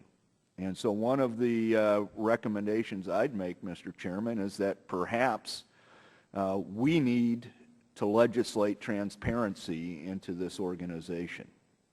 And I'm disturbed or concerned that some of my colleagues on the other side of the aisle here seems to want to just ask non-related questions to the apparent dysfunction of this commission and its commissioner or its chairman. But help me clarify, because I think this is a key component here. On the high-level waste program, I want to know when was the policy to begin the closeout of the high-level waste program established at the NRC? And Ms. Finneke, when was that established? I do not agree that the Commission established a policy of shutting down the Yucca Mountain program. This gets to the interpretation of non-participating as an affirmative act, meaning that it establishes an outcome, certainly, but I don't believe that having a majority of the Commission not participate in a policy proposal results in establishing a new policy. Which is an interesting procedure that whether it's a tie or 3-1 or 1-3, we'll never know, then somehow gives carte blanche power to the chairman to proceed as he or she wants to. Mr. Magwood, would you agree that, or disagree? Would you agree with Ms. Vinnicke's statement that there was no establishment of a closed down policy? I don't think that the Commission has taken an active decision to close down the program. I do think but the chairman has. the chairman clearly set a direction towards close down, and as I indicated, Mr. Ostendorf, I'm sorry to cut you off, Mr. Magwood. I just looked up and saw I only have a minute 14 left and 2 other questions. Mr. Ostendorf, do you feel that this policy of close down has been established? I was informed verbally by the chairman on October 1st of the intent to provide the direction that he has described to shut down the licensing activities. My document here I'm reading from is my comm issued October 6th, which I tried to convince my colleagues that during the pendency of the continuing resolution, the staff should continue to follow the schedule to complete safety evaluation report documents for Yucca Mountain. All right. My 40 seconds left. Chairman Jaczko, when was the policy to begin closeout of the high-level waste program established? How was it communicated to your fellow commissioners and to the public? What are the documents? Are there transcripts of the votes?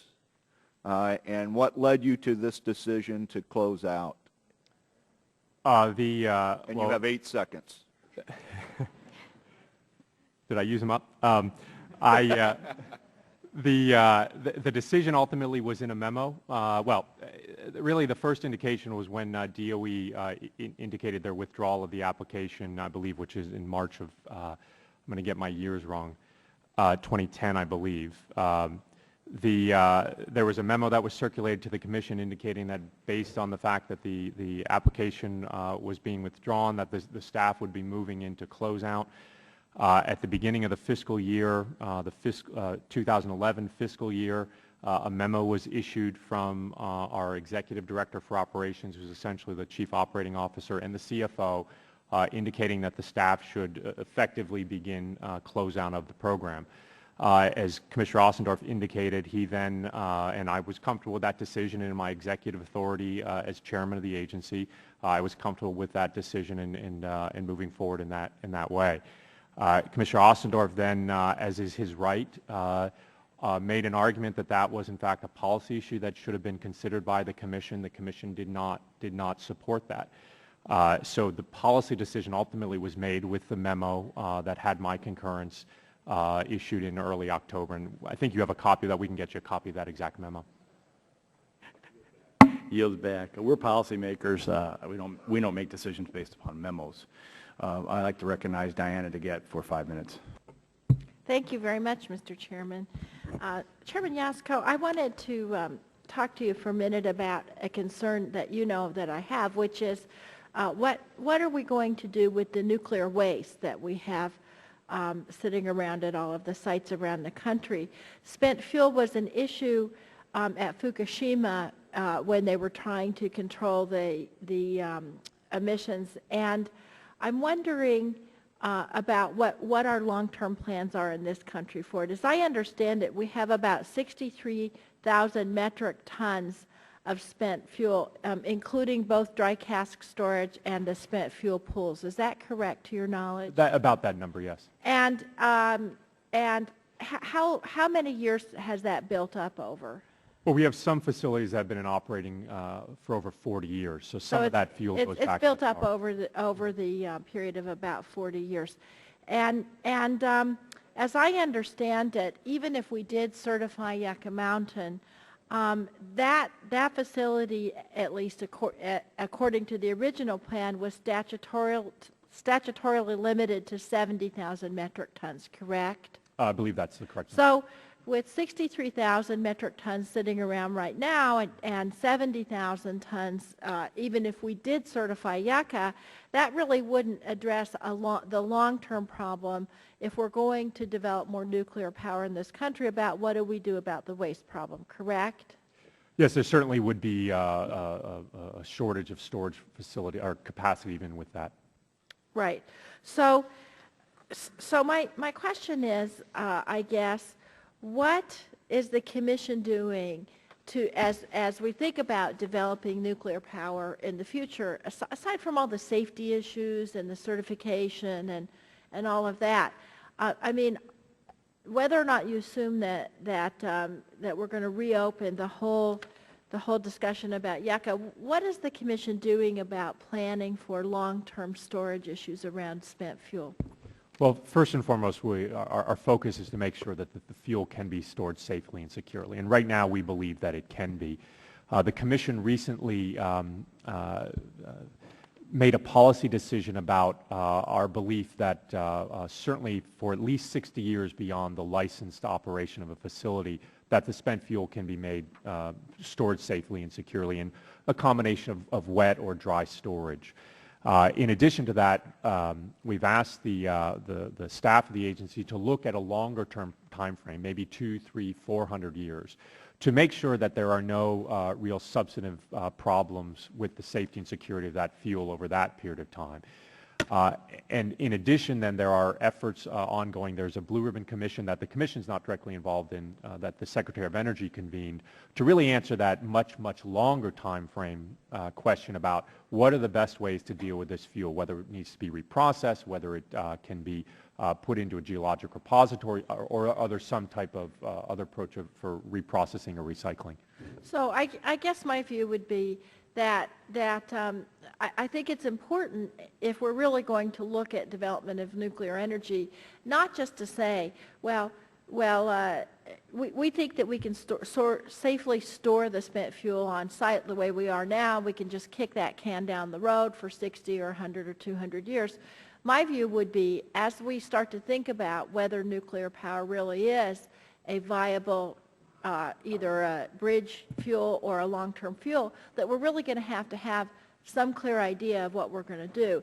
And if that would require some appropriations or efforts from Congress, I think that's something to do. I think just saying, well, would it be safe for us to leave all this spent fuel sitting on site for 200 years? I don't think that's the discussion we should be having. I think we really need to grapple with what we're going to do. And Mr. Chairman, I guess that's all I have to say, and I'll yield back. Gentlelady yields back. For my colleague from California, we've looked at the letter and would accept it under unanimous consent. So ordered. Now the Chair recognizes my colleague from Ohio, Mr. Latta, for 5 minutes. I thank the Chairman, and I thank the Commissioners for being with us today. And I, too, have got some questions as to how things proceed at the Commission. Can I ask you right off the bat, when you're voting, is that something under regulations or under statute as to how you proceed? Ms. Vinsky? I'm sorry. Yes, the statute, I believe, references that the Commission will develop policies and procedures for how it conducts its business. Okay, thank you. Mr. Austin, Commissioner Ostendorf, can I ask you, how would you define collegial voting process? I would say that describes an environment where each individual commissioner can study an issue, can engage their colleagues. We typically meet one-on-one with each other every week, governed by the Government and the Sunshine Act requirements. And we can exchange our views and positions in informal meetings and then proceed to cast a vote. This is a formal written notation vote under our procedures, and that becomes our position on a matter. Then those votes are used to hopefully come to a majority position that the Commission can announce in the case of adjudication as the results of an order. Okay, if I could ask Commissioner Magwood, you had said a little bit earlier, and I hope I got this correct, that you said on some occasions you're not getting the information, but the majority time you are. And you just heard from your fellow commissioner that you get time to study the issue and exchange views and get the information. But if you're not getting information, how can you exchange views properly and make a proper decision? Well, in the case of matters where we have a vote, I don't think there's ever been a case where I've been unable to get information to support my ability to render a judgment. Okay, and Commissioner Savinicki, you said that there's been times, if I wrote this down properly, you said that you've been pushed back and not being ready. Could you explain that a little bit when you're getting, it's like you're getting all the information before you have to make a decision? You're saying you're getting some pushback? Yes, policy matters come before the Commission for its deliberation and voting in a number of ways. As we've heard, commissioners can themselves propose a policy matter to be voted on, but the agency staff can also develop policy issues and bring them forward to the Commission.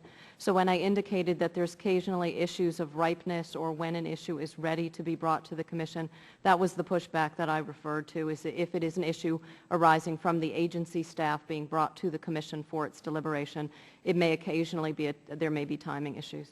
Okay.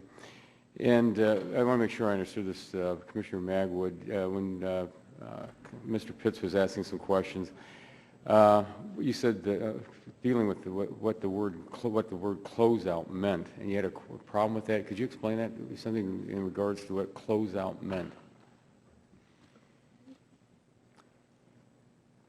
When the issue of closing out the program first came up in the context of the continuing resolution, it was clear that the language of the previous year's appropriation did not clearly authorize closeout of the program, but it seemed to me at the time that the fact that we had such limited resources, that it was a reason, as a person who has managed government programs, it was in my view a reasonable choice to begin planning to go towards a position where the program would be out of money by the end of the fiscal year and that we would have to be ready for that.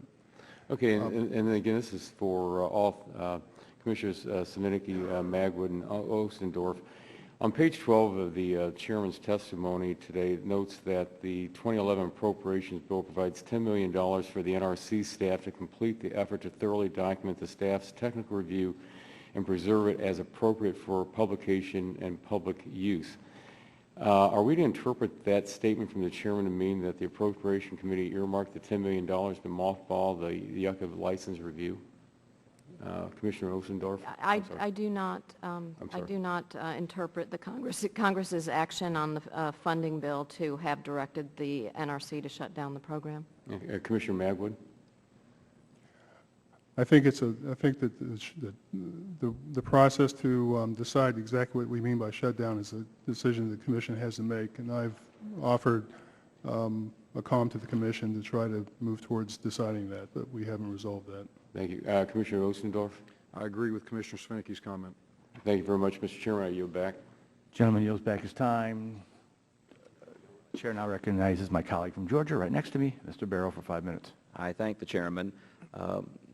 Members of the Commission, I represent Georgia's 12th District, which is the home of Plant Vogtle. Vogtle was, as you may know, the last nuclear power plant to be commissioned in this country over a quarter of a century ago, and it just happens to be the site of the next nuclear power plants to be commissioned in this country as a result of many, many things going on right as we speak.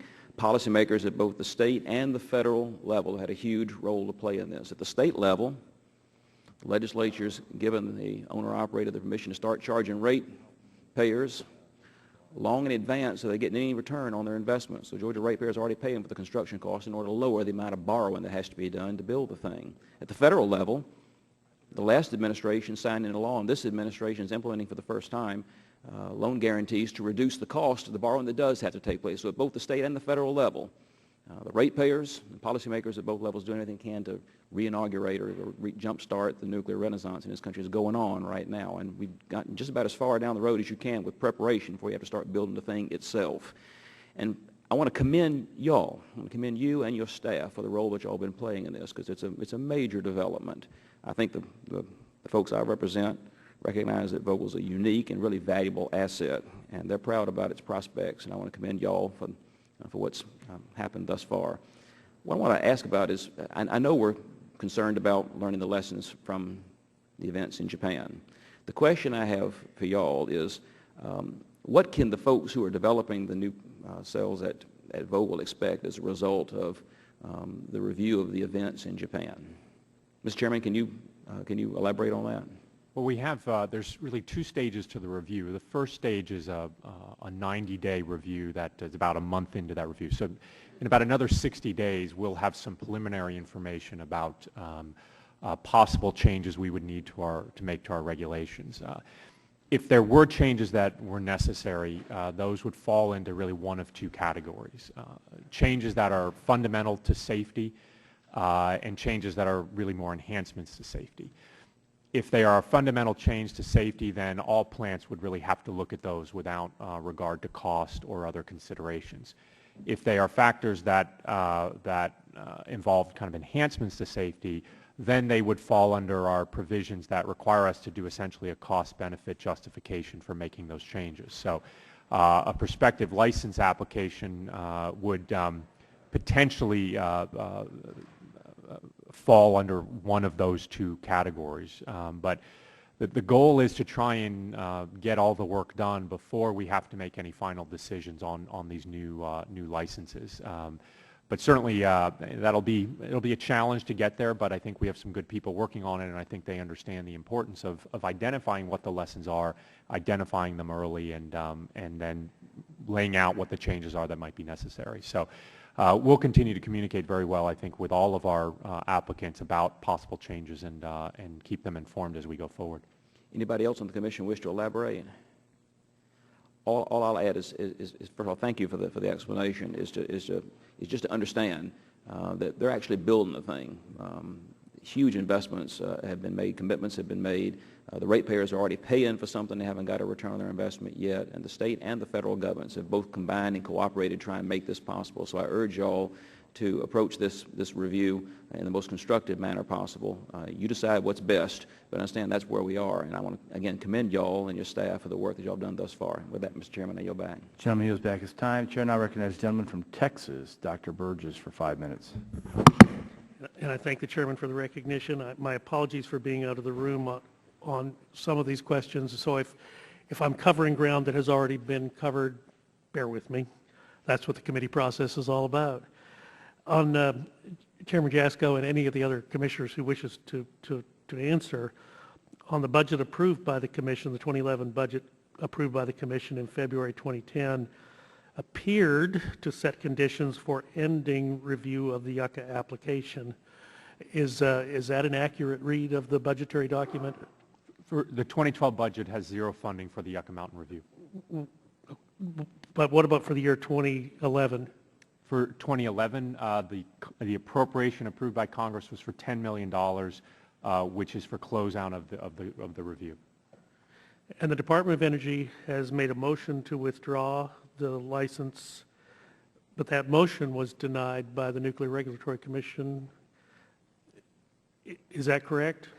A licensing board at the NRC denied that motion. The Commission as a whole has not rendered a final action.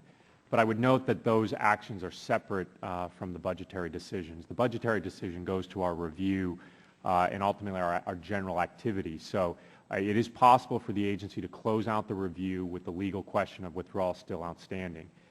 In essence, it would be mothballed and all the documents would be frozen in time as they are. That legal question would be frozen in time. But from a practical matter, there really isn't that much of a difference, I think, because the Department of Energy has no funding. The program has been terminated at the Department of Energy at this time, and it's been terminated now for over a year. Yeah, and I'll just share with you, having been there with Chairman Shimkus last week, I mean, I was shocked by the lack of activity, the inactivity after such a sizable investment. As Mr. Barrow has indicated, the ratepayers have invested this money. And again, I was shocked by what I saw. But at this point, the application has not been withdrawn. Is that correct? It's still, the application is still in front of the Commission, and the question of withdrawal is in front of the Commission. But again, from a budgetary perspective, we are closing out our review and intend to close out by the end of this year. Well, have the policy conditions been met to begin the termination? We have received a congressional appropriation for $10 million, which is to close out the program. The issues about the policy conditions, again, I have perhaps answered this question many times in front of this committee. We reviewed all of the questions and all of the issues that have been raised by my colleagues here, and those were ultimately reviewed by the Commission in Commissioner Ostendorf's communication about whether or not this was the appropriate action for the Commission to take. And I would note that Commissioner Ostendorf, in a meeting that we had in October in front of the entire NRC staff, indicated that he had disagreed with the decision. That decision was looked at by the Commission, and he ultimately respected that a majority of his colleagues did not agree with his interpretation. So that issue was put to rest in October of that year. Well, just so I'm clear on this, the budget guidance issued by the Nuclear Regulatory Commission in February 2010 says upon withdrawal or suspension of the licensing review, the NRC would begin an orderly closure of the technical review and adjudicatory activities. Now, Commissioner Sivanicki, if I could ask you, you were on the Commission when this budget language was debated, is that correct? Yes, I was a part of the three-member commission at that time that voted on the budget request that you've just quoted. And why was that language included in the budget document? If I am remembering events correctly, there might have been language in the draft budget request that I was voting on that had said something about assuming the withdrawal of the application. I had, in my vote on that budget request language, proposed to revise that language to upon the withdrawal or suspension instead of assuming the withdrawal or suspension, and that garnered majority support, and that is why it reads as you've just quoted it. But so the language then is not an accident. It was actually voted on by the Nuclear Regulatory Commission? Yes. Commissioner Ostendorf, the question that I previously posed to Chairman Jasko on the guidance issued in February 2010, do you have, and you were a dissenting opinion on that? I was not, Congressman, I was not on the Commission in February 2010. I assumed duties April 1st of 2010. So I was not involved in the decision process that Commissioner Sivanicki nor Chairman Jasko were at that time. Right, but Chairman Jasko referenced a debate and a vote in October? Yes. The Chairman has accurately stated the situation from October of last year where at an all-hands meeting in Rockville with NRC staff, there's probably 1,500 people there, we had acknowledged that I disagreed with the Chairman's approach in this, but we had respected also that my colleagues on the Commission had made a different decision. Gentleman's time's expired. Chair recognizes the gentleman from Washington State, Mr. Inslee, for 5 minutes. Thank you. We have great concern of the state of Washington. We're spending millions plus vitrifying waste that has been left over from us winning the Cold War and helping the country in that regard. And now we're vitrifying this waste, and it's all dressed up with no place to go. And it's accumulating, and we're ready to go, and we're doing our job in the state of Washington. But we're stuck in this situation where Uncle Sam is not fulfilling its statutory obligation to open up this repository, and it causes us great concern in the state of Washington, both from the standpoint of efficiency, that we're doing this great work vitrifying the waste, and from the standpoint that we have these hundreds, over 100 now, what are supposed to be temporary sites. This is of great concern to us.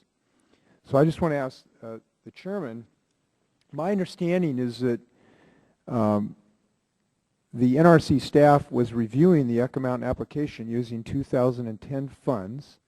It was heading in that direction. And then without contrary direction from Congress, when the stopgap CR came in for the 2011, it basically reversed course without statutory authority. Is that in fact what happened here? No, I don't believe that's what happened. And why do you think it was a different situation? At the beginning of the 2011 fiscal year, we were operating under a continuing resolution. We had an application for the Yucca Mountain project that had been withdrawn. At the beginning of that fiscal year as well, the program had been terminated by the Department of Energy, so there's no longer a Yucca Mountain program. So at that time, what I did was look at the general practices for appropriations law for dealing with a continuing resolution and made a decision to move to close down of the program. That was based on the fact that partially at that time, the Senate had approved a reduction in the budget for the NRC and the House as well. There had been, at I believe, a subcommittee level, there had been a mark to indicate a reduction in the budget for closeout. And based on guidance from Circular 11 from the OMB as well as GAO guidance, the appropriate and prudent action at that point was for us to move to closeout activities to preserve that option for Congress, which ultimately is what Congress wound up approving, which was a dramatic reduction in our budget to $10 million while zeroing out the program at the Department of Energy. So based on all of that, I'm confident we took the right steps so that we're prepared to complete our action for closing out the program by the end of this fiscal year. So I'd like to put in the record a memorandum dated October 8th from Commissioner Ostendorf, which basically says, I believe that it is inconsistent with the intent of the continuing resolution to direct the staff to follow direction in the budget request for fiscal year 2011. My conclusion comes not only from a plain reading of the continuing resolution and applicable guidance, but also from my past experience as Principal Deputy Administrator NNSA and as Counsel for the Hearst Armed Services Committee. Now, to me, the only reading I can have of this scenario is that there was a decision made here politically without statutory guidance, and that's most concerning. Commissioner, would you like to comment on this? You have, Congressman, you have my memo there. We've already discussed in the hearing, but just to summarize, I had at that point in time very strong beliefs that the position that I'd advocated in my memo was the correct position that the Commission should take. I disagreed with the direction provided to the staff and used this COM vehicle, this memorandum, as hopefully the advocacy document to get my colleagues in the Commission to agree with my position, which is that the staff should continue high-level waste licensing activities until there's been a withdrawal of the license application decision or until there's been a decision to suspend those activities. I was unsuccessful in getting a majority of my colleagues to agree to that position. Now, the situation is that the Atomic Safety and Licensing Board is an independent trial-level adjudicatory body. They've issued a ruling that the DOE cannot withdraw the application. On what grounds can your organization ignore that clear adjudicatory ruling that stands as of this moment? It just boggles my mind to think that they can just be ignored in this regard. The Commission, Congressman, the Commission has not yet acted on that particular matter. The budget issues are a separate matter. We will be done with closeout by the end of this fiscal year. At that time, if those legal questions are unresolved, they are unresolved. But I would just remind you, there is no program at the Department of Energy anymore for high-level waste.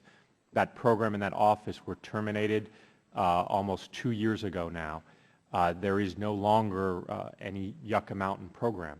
So, I think of this as the best analogy is a developer wanting to build a shopping mall and the fire marshal conducting inspections and reviewing fire safety for that particular shopping mall, and the developer deciding after 2 years to stop work and stop developing the project. The fire marshal doesn't still go out and tell the developer to keep building so they can conduct their licensing inspections. That's the scenario that we have. We are not in charge of the Yucca Mountain program. That is a Department of Energy program. It has been terminated. It ultimately would be a tremendous waste of taxpayer dollars to continue to review an application for which there is no applicant. And that is the situation we find ourselves in from a budgetary standpoint. I would just point out that I don't think it's the private citizen's right to tell the fire marshal what they're doing. That's the metaphor I would suggest. Thank you. Gentleman's time expired. Chair recognizes the gentleman from Louisiana, Mr. Cassidy, for 5 minutes. Thank you. Ms. Svinicki, I'm sorry if I mispronounced your name. It won't be the first time, I'm sure, for you. I've been here 3 years, and when you said something earlier, way earlier, I asked a question. It's like you were asked how much you know, and you replied somehow that, no, you're really being asked what you don't know that you know.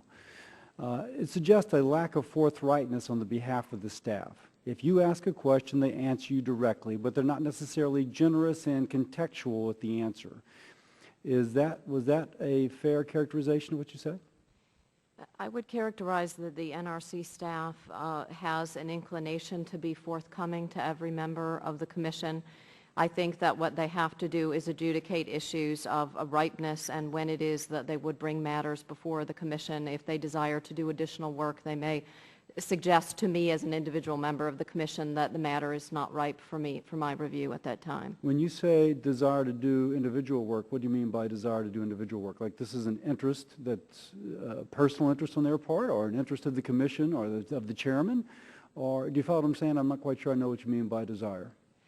Desire on my part would be an issue in which I have developed some interest as an individual member of the Commission. It is not perhaps before the Commission as a body, but in pursuing oversight of the staff's work, I may develop a personal interest in some area that... I'm sorry, you mentioned their desire, though. How would their desire impact your activities? Perhaps desire is a poor choice of words. It may be their evaluation that they should do additional work on a matter before it comes to the Commission. It may be their expert judgment that there is additional work that they need to do prior to the Commission considering it. So you have no problem with how the staff deals with your issues?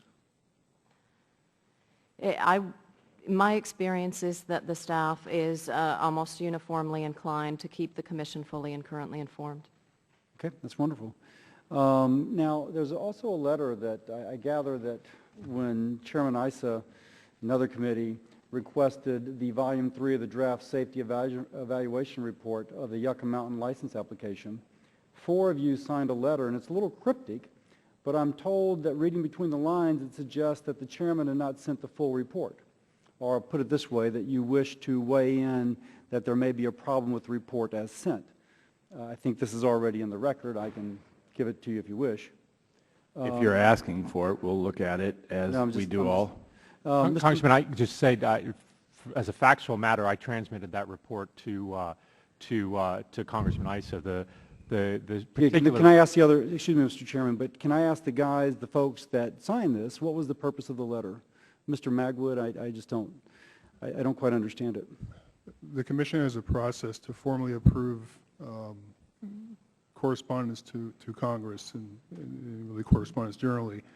And the Commission had come to some agreement on what the transmitting letter would say, and the letter that was proposed to be sent was different from what we had agreed to. So the Commission decided upon the content of a letter, but the chairman sent a different letter? That's correct. Wow. Now, wow. Congressman, if I could just add Now, let me finish with these folks, because you're very opaque when you speak, Mr. Chairman. But frankly, I'm getting a sense of a group of folks who don't find a collegial atmosphere, but rather find, in fact, I noticed that you quoted earlier, you used the personal pronoun I decided regarding the budget. And then correct, we as well as issued. other colleagues indicated that. You said I decided, then you said the collective we, as if the we then signed on. And, Congressman, I can just provide you a copy of the letter that I sent. Mr. Ostendorf, what was your feelings about the fact that a different letter was sent aside from the one that the commission approved? I had strong issues, and I basically, through my staff, told the chairman's office that we did not agree with the version that he had.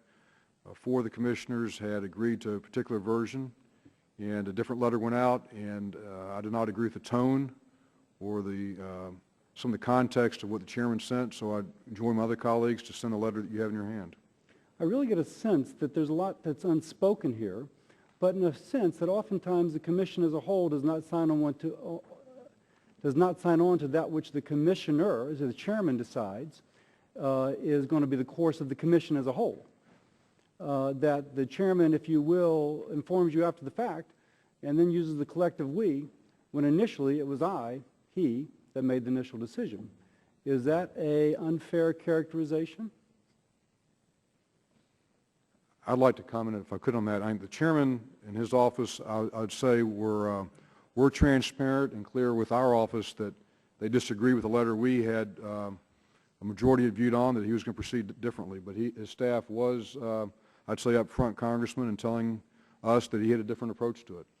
Was that after his initial letter had been sent, or? It was prior to the final version going from the chairman's office. Gentleman's time's expired. Chair recognizes the gentleman from Massachusetts, Mr. Markey. Thank you, Mr. Chairman.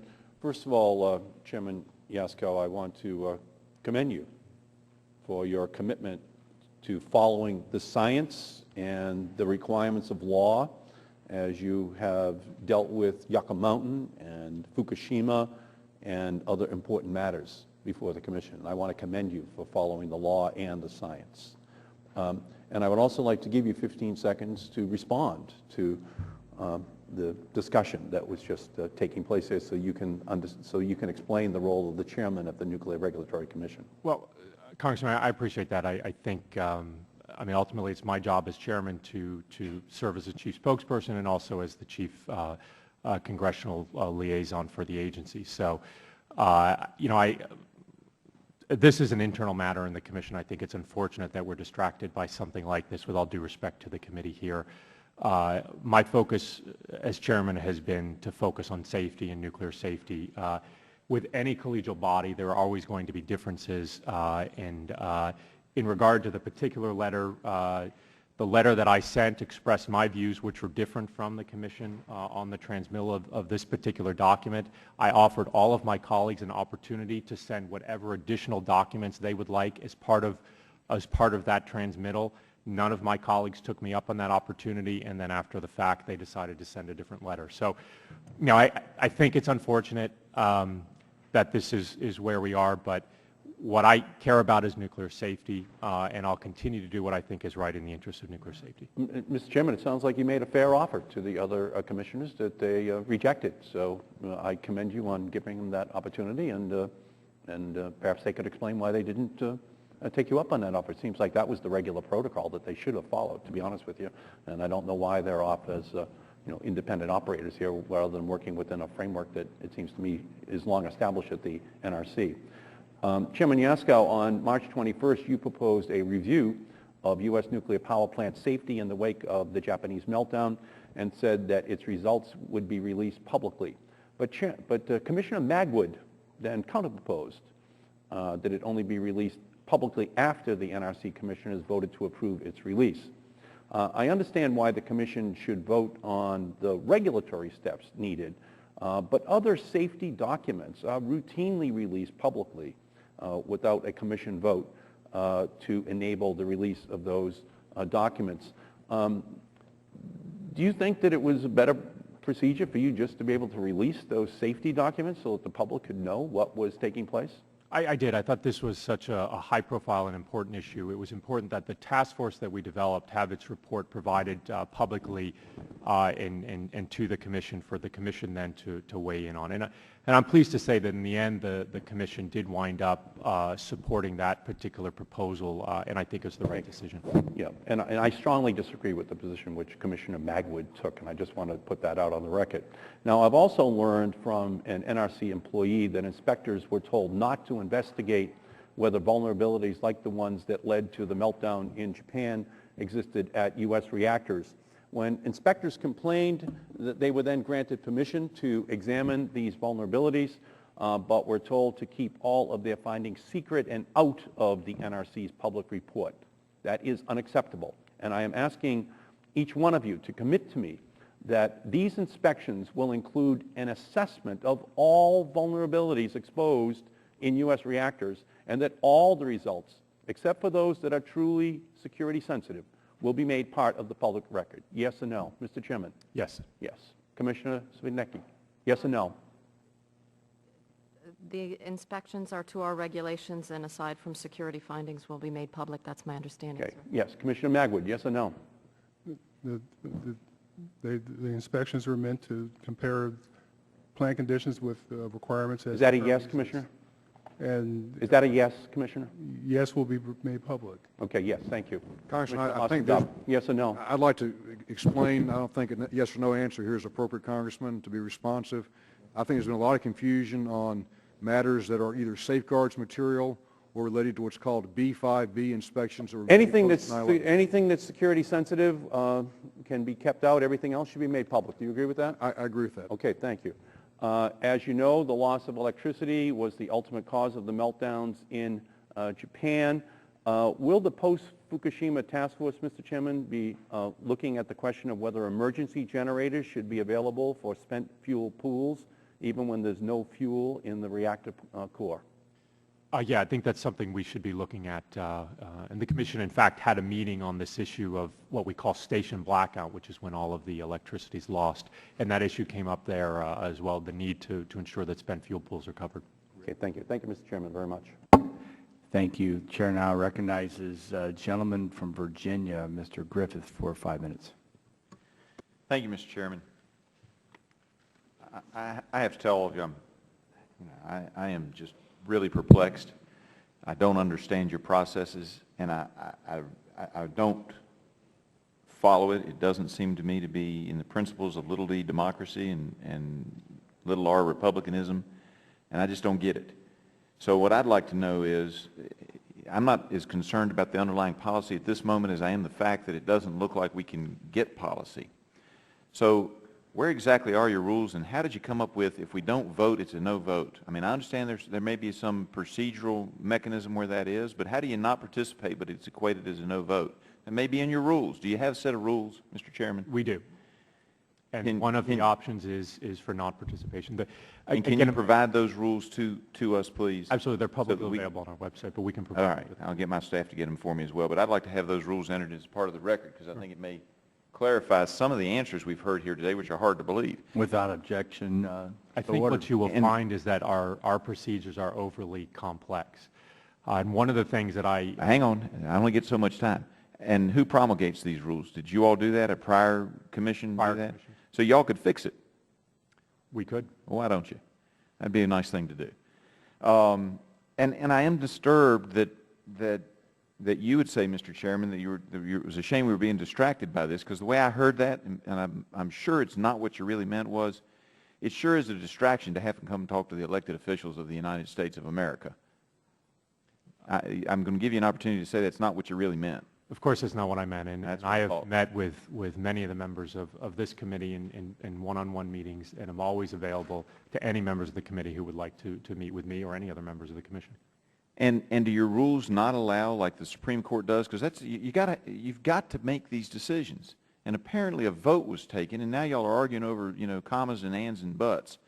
And so what I'm trying to figure out is, why can't you have an opinion that says I agree with the majority, have a concurring opinion that's somewhat different, or a dissenting opinion, and get this decision out there, because it does appear from the outside that the foot dragging is an attempt to try to wait until somebody comes along that agrees with you more than apparently whatever vote you got behind the scenes. And I'm guessing it wasn't a 2-2 vote, because if it was a 2-2 vote, you could have gotten an order that said we couldn't reach agreement.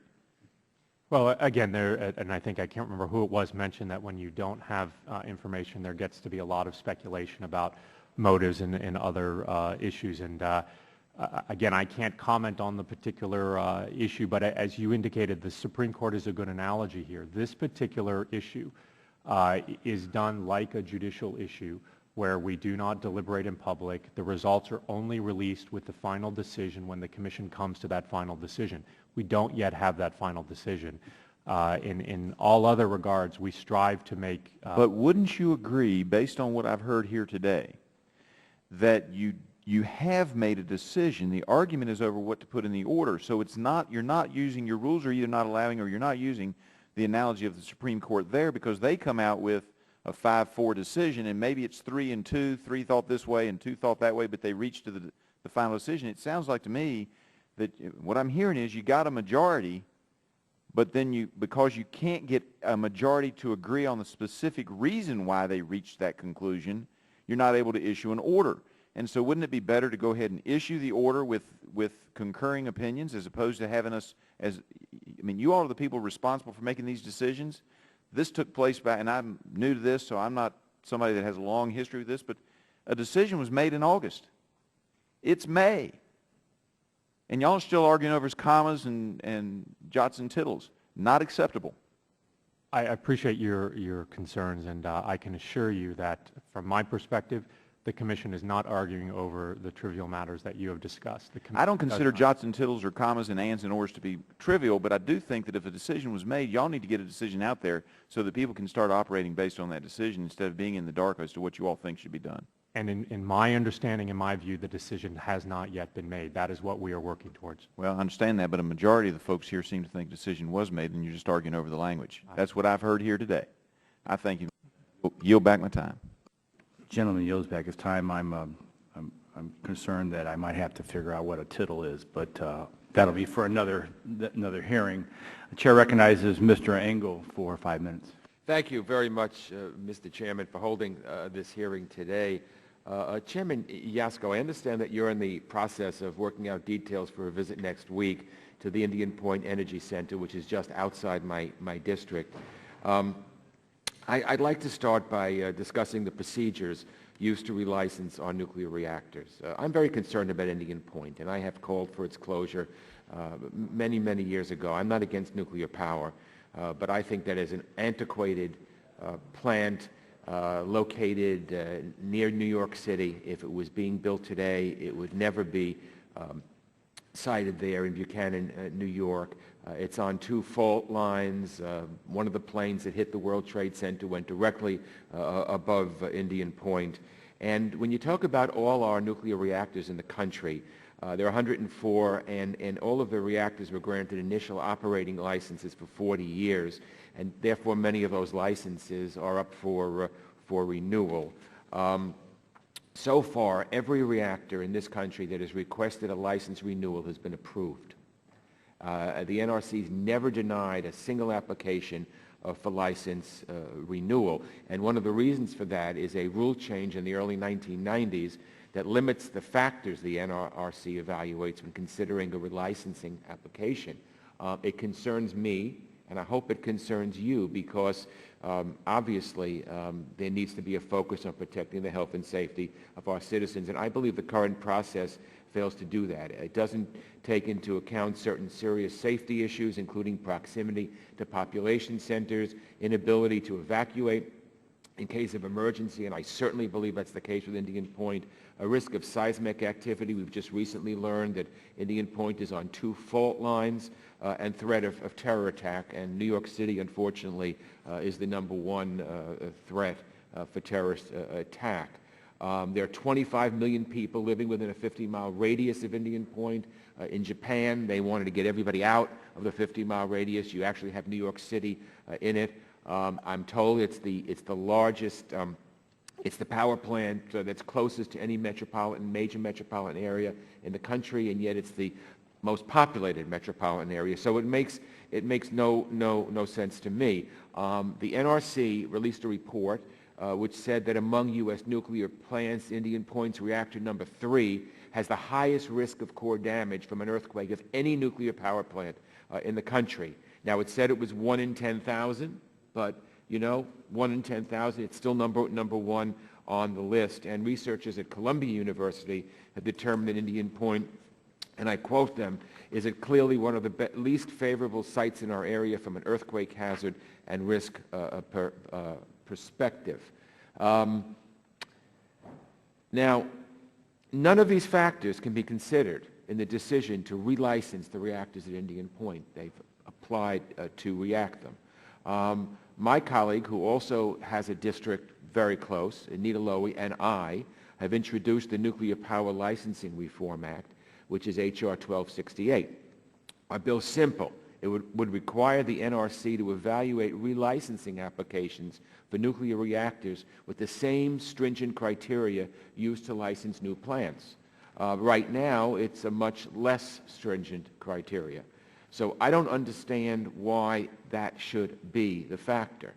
Whether you're approving a new power plant or relicensing a new power plant, safety concerns are safety concerns. It doesn't matter whether it's new or old or relicensing or not.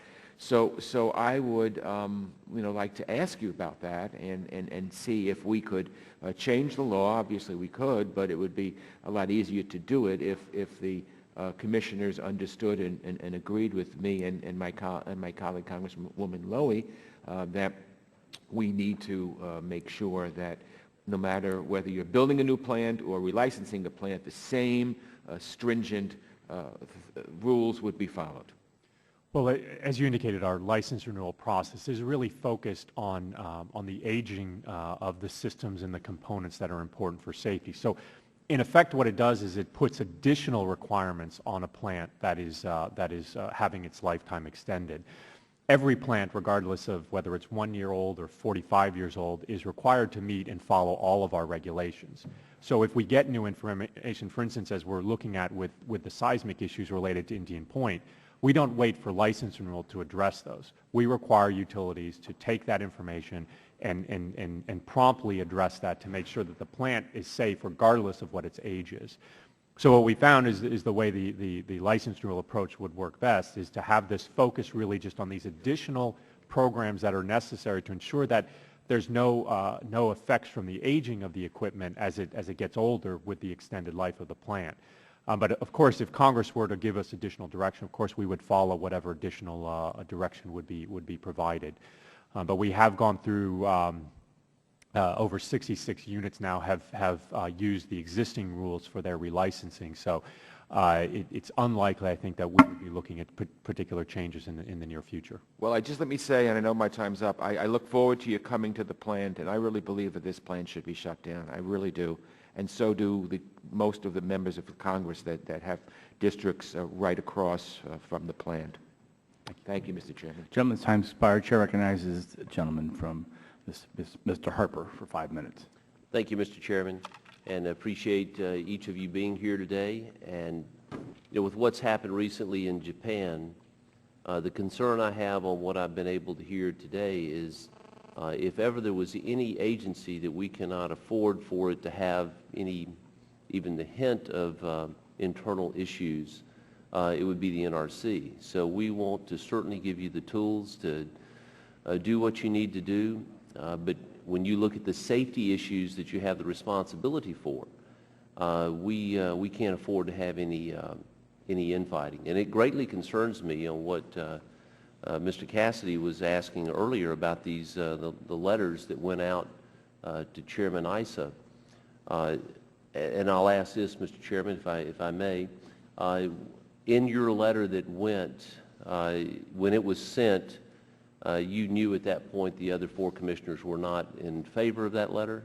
Is that true? No, I did not. Okay. Did you make any, did you consult with them before that letter went out? I did. I circulated the draft of the letter that I intended to send, and I offered them an opportunity to include their views with that letter as well, as separate views or in any way that they would like. Okay, and I'll ask each of the commissioners your recollections of how that went down. I would testify today that we have a process for voting on correspondence that goes to members of Congress. It all goes under the chairman's signature, but certain of it is voted as a voting matter by the entire commission. There were 4 votes in my recollection in alignment for the letter that was subsequently transmitted. Okay. The chairman's office notified my staff that the chairman intended to send a different letter. We were solicited for whether or not individual commissioners would append views to that. I interpreted that to be an offer to provide dissenting views when I was in a majority, and therefore I reinstated through my staff to the chairman's staff that I stuck by my vote for the other letter, and that's my recollection. Okay, Mr. Magwood. When when we were informed that the chairman's office intended to proceed with the letter that was ultimately sent, we indicated that we stood by the original letter and saw no reason to change our vote at that time.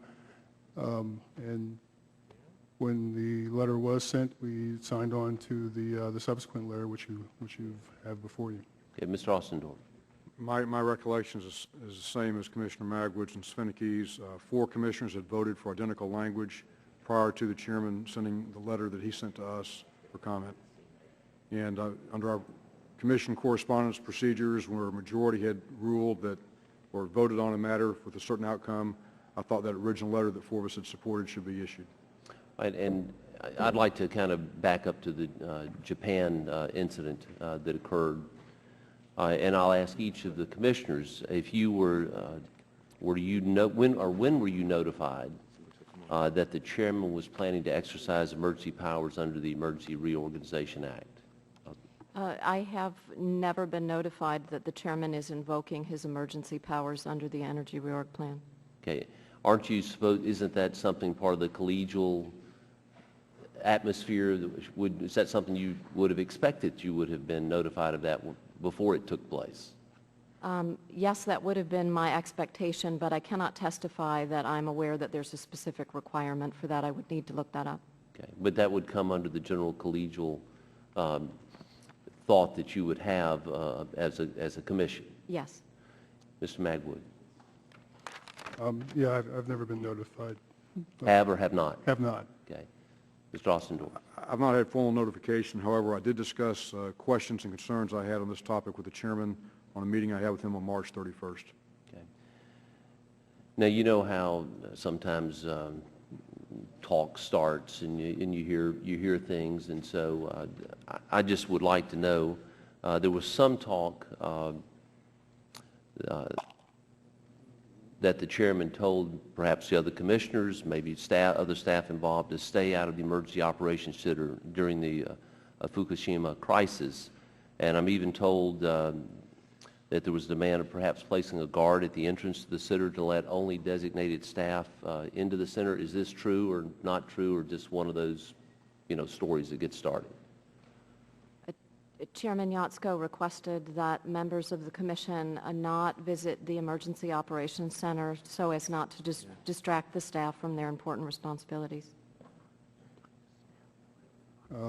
Same answer to Commissioner Svinicki. We were on a phone conference call, and the chairman made that request. Okay. I agree, and that call was actually on March 17th. Now, I understand that you have the president designates somebody to be the chairman. I understand that, and the chairman has certainly the administrative responsibility. But when it comes to something like this, did you have any reaction to the fact that you were told to stay out? I did not interpret that the presence of a commissioner would necessarily be a distraction, but I understood, of course, that staff needed to focus on their important responsibilities. But if you were in the room, do you consider yourself to have been a distraction? I would attempt not to be a distraction. Okay. And my time is up, so I yield back, Mr. Chair. Gentleman yields back his time. Chair recognizes the gentleman from Pennsylvania, Mr. Murphy. Has no questions. Is any other member here seeking to ask questions of the commissioners? If not, I have to make a couple announcements. First of all, the record will be open for 30 days for submission to additional questions to the commission. If you would respond if you figure out how to do that in collegial manner, we would appreciate that. Also, announcement for my colleagues that we will clear the room to prepare the room for the markup of the bill, maybe get the opening statements before they deal with votes on the floor. And then I'd like to end in closing. I would just like to reiterate that we are continuing our investigation into the many issues that have been touched on today. And I would just like to get an assurance from each of the commissioners that you would be responsive to our request in an open, forthright, and expedited manner, and that we won't encounter any undue delays in receiving documents or information from the commission. I would also like to stress that, of course, no undue influence or suggestions should be made to the NRC staff or anyone else regarding responses to this committee's investigation. Chairman Yasko, can you please give me that assurance? We certainly will be as responsive as we can to the committee. Commissioner Savinky? Yes, I give that assurance. Commissioner Magwood? Absolutely. And Commissioner Osner? Yes. Thank you very much, and the hearing is adjourned.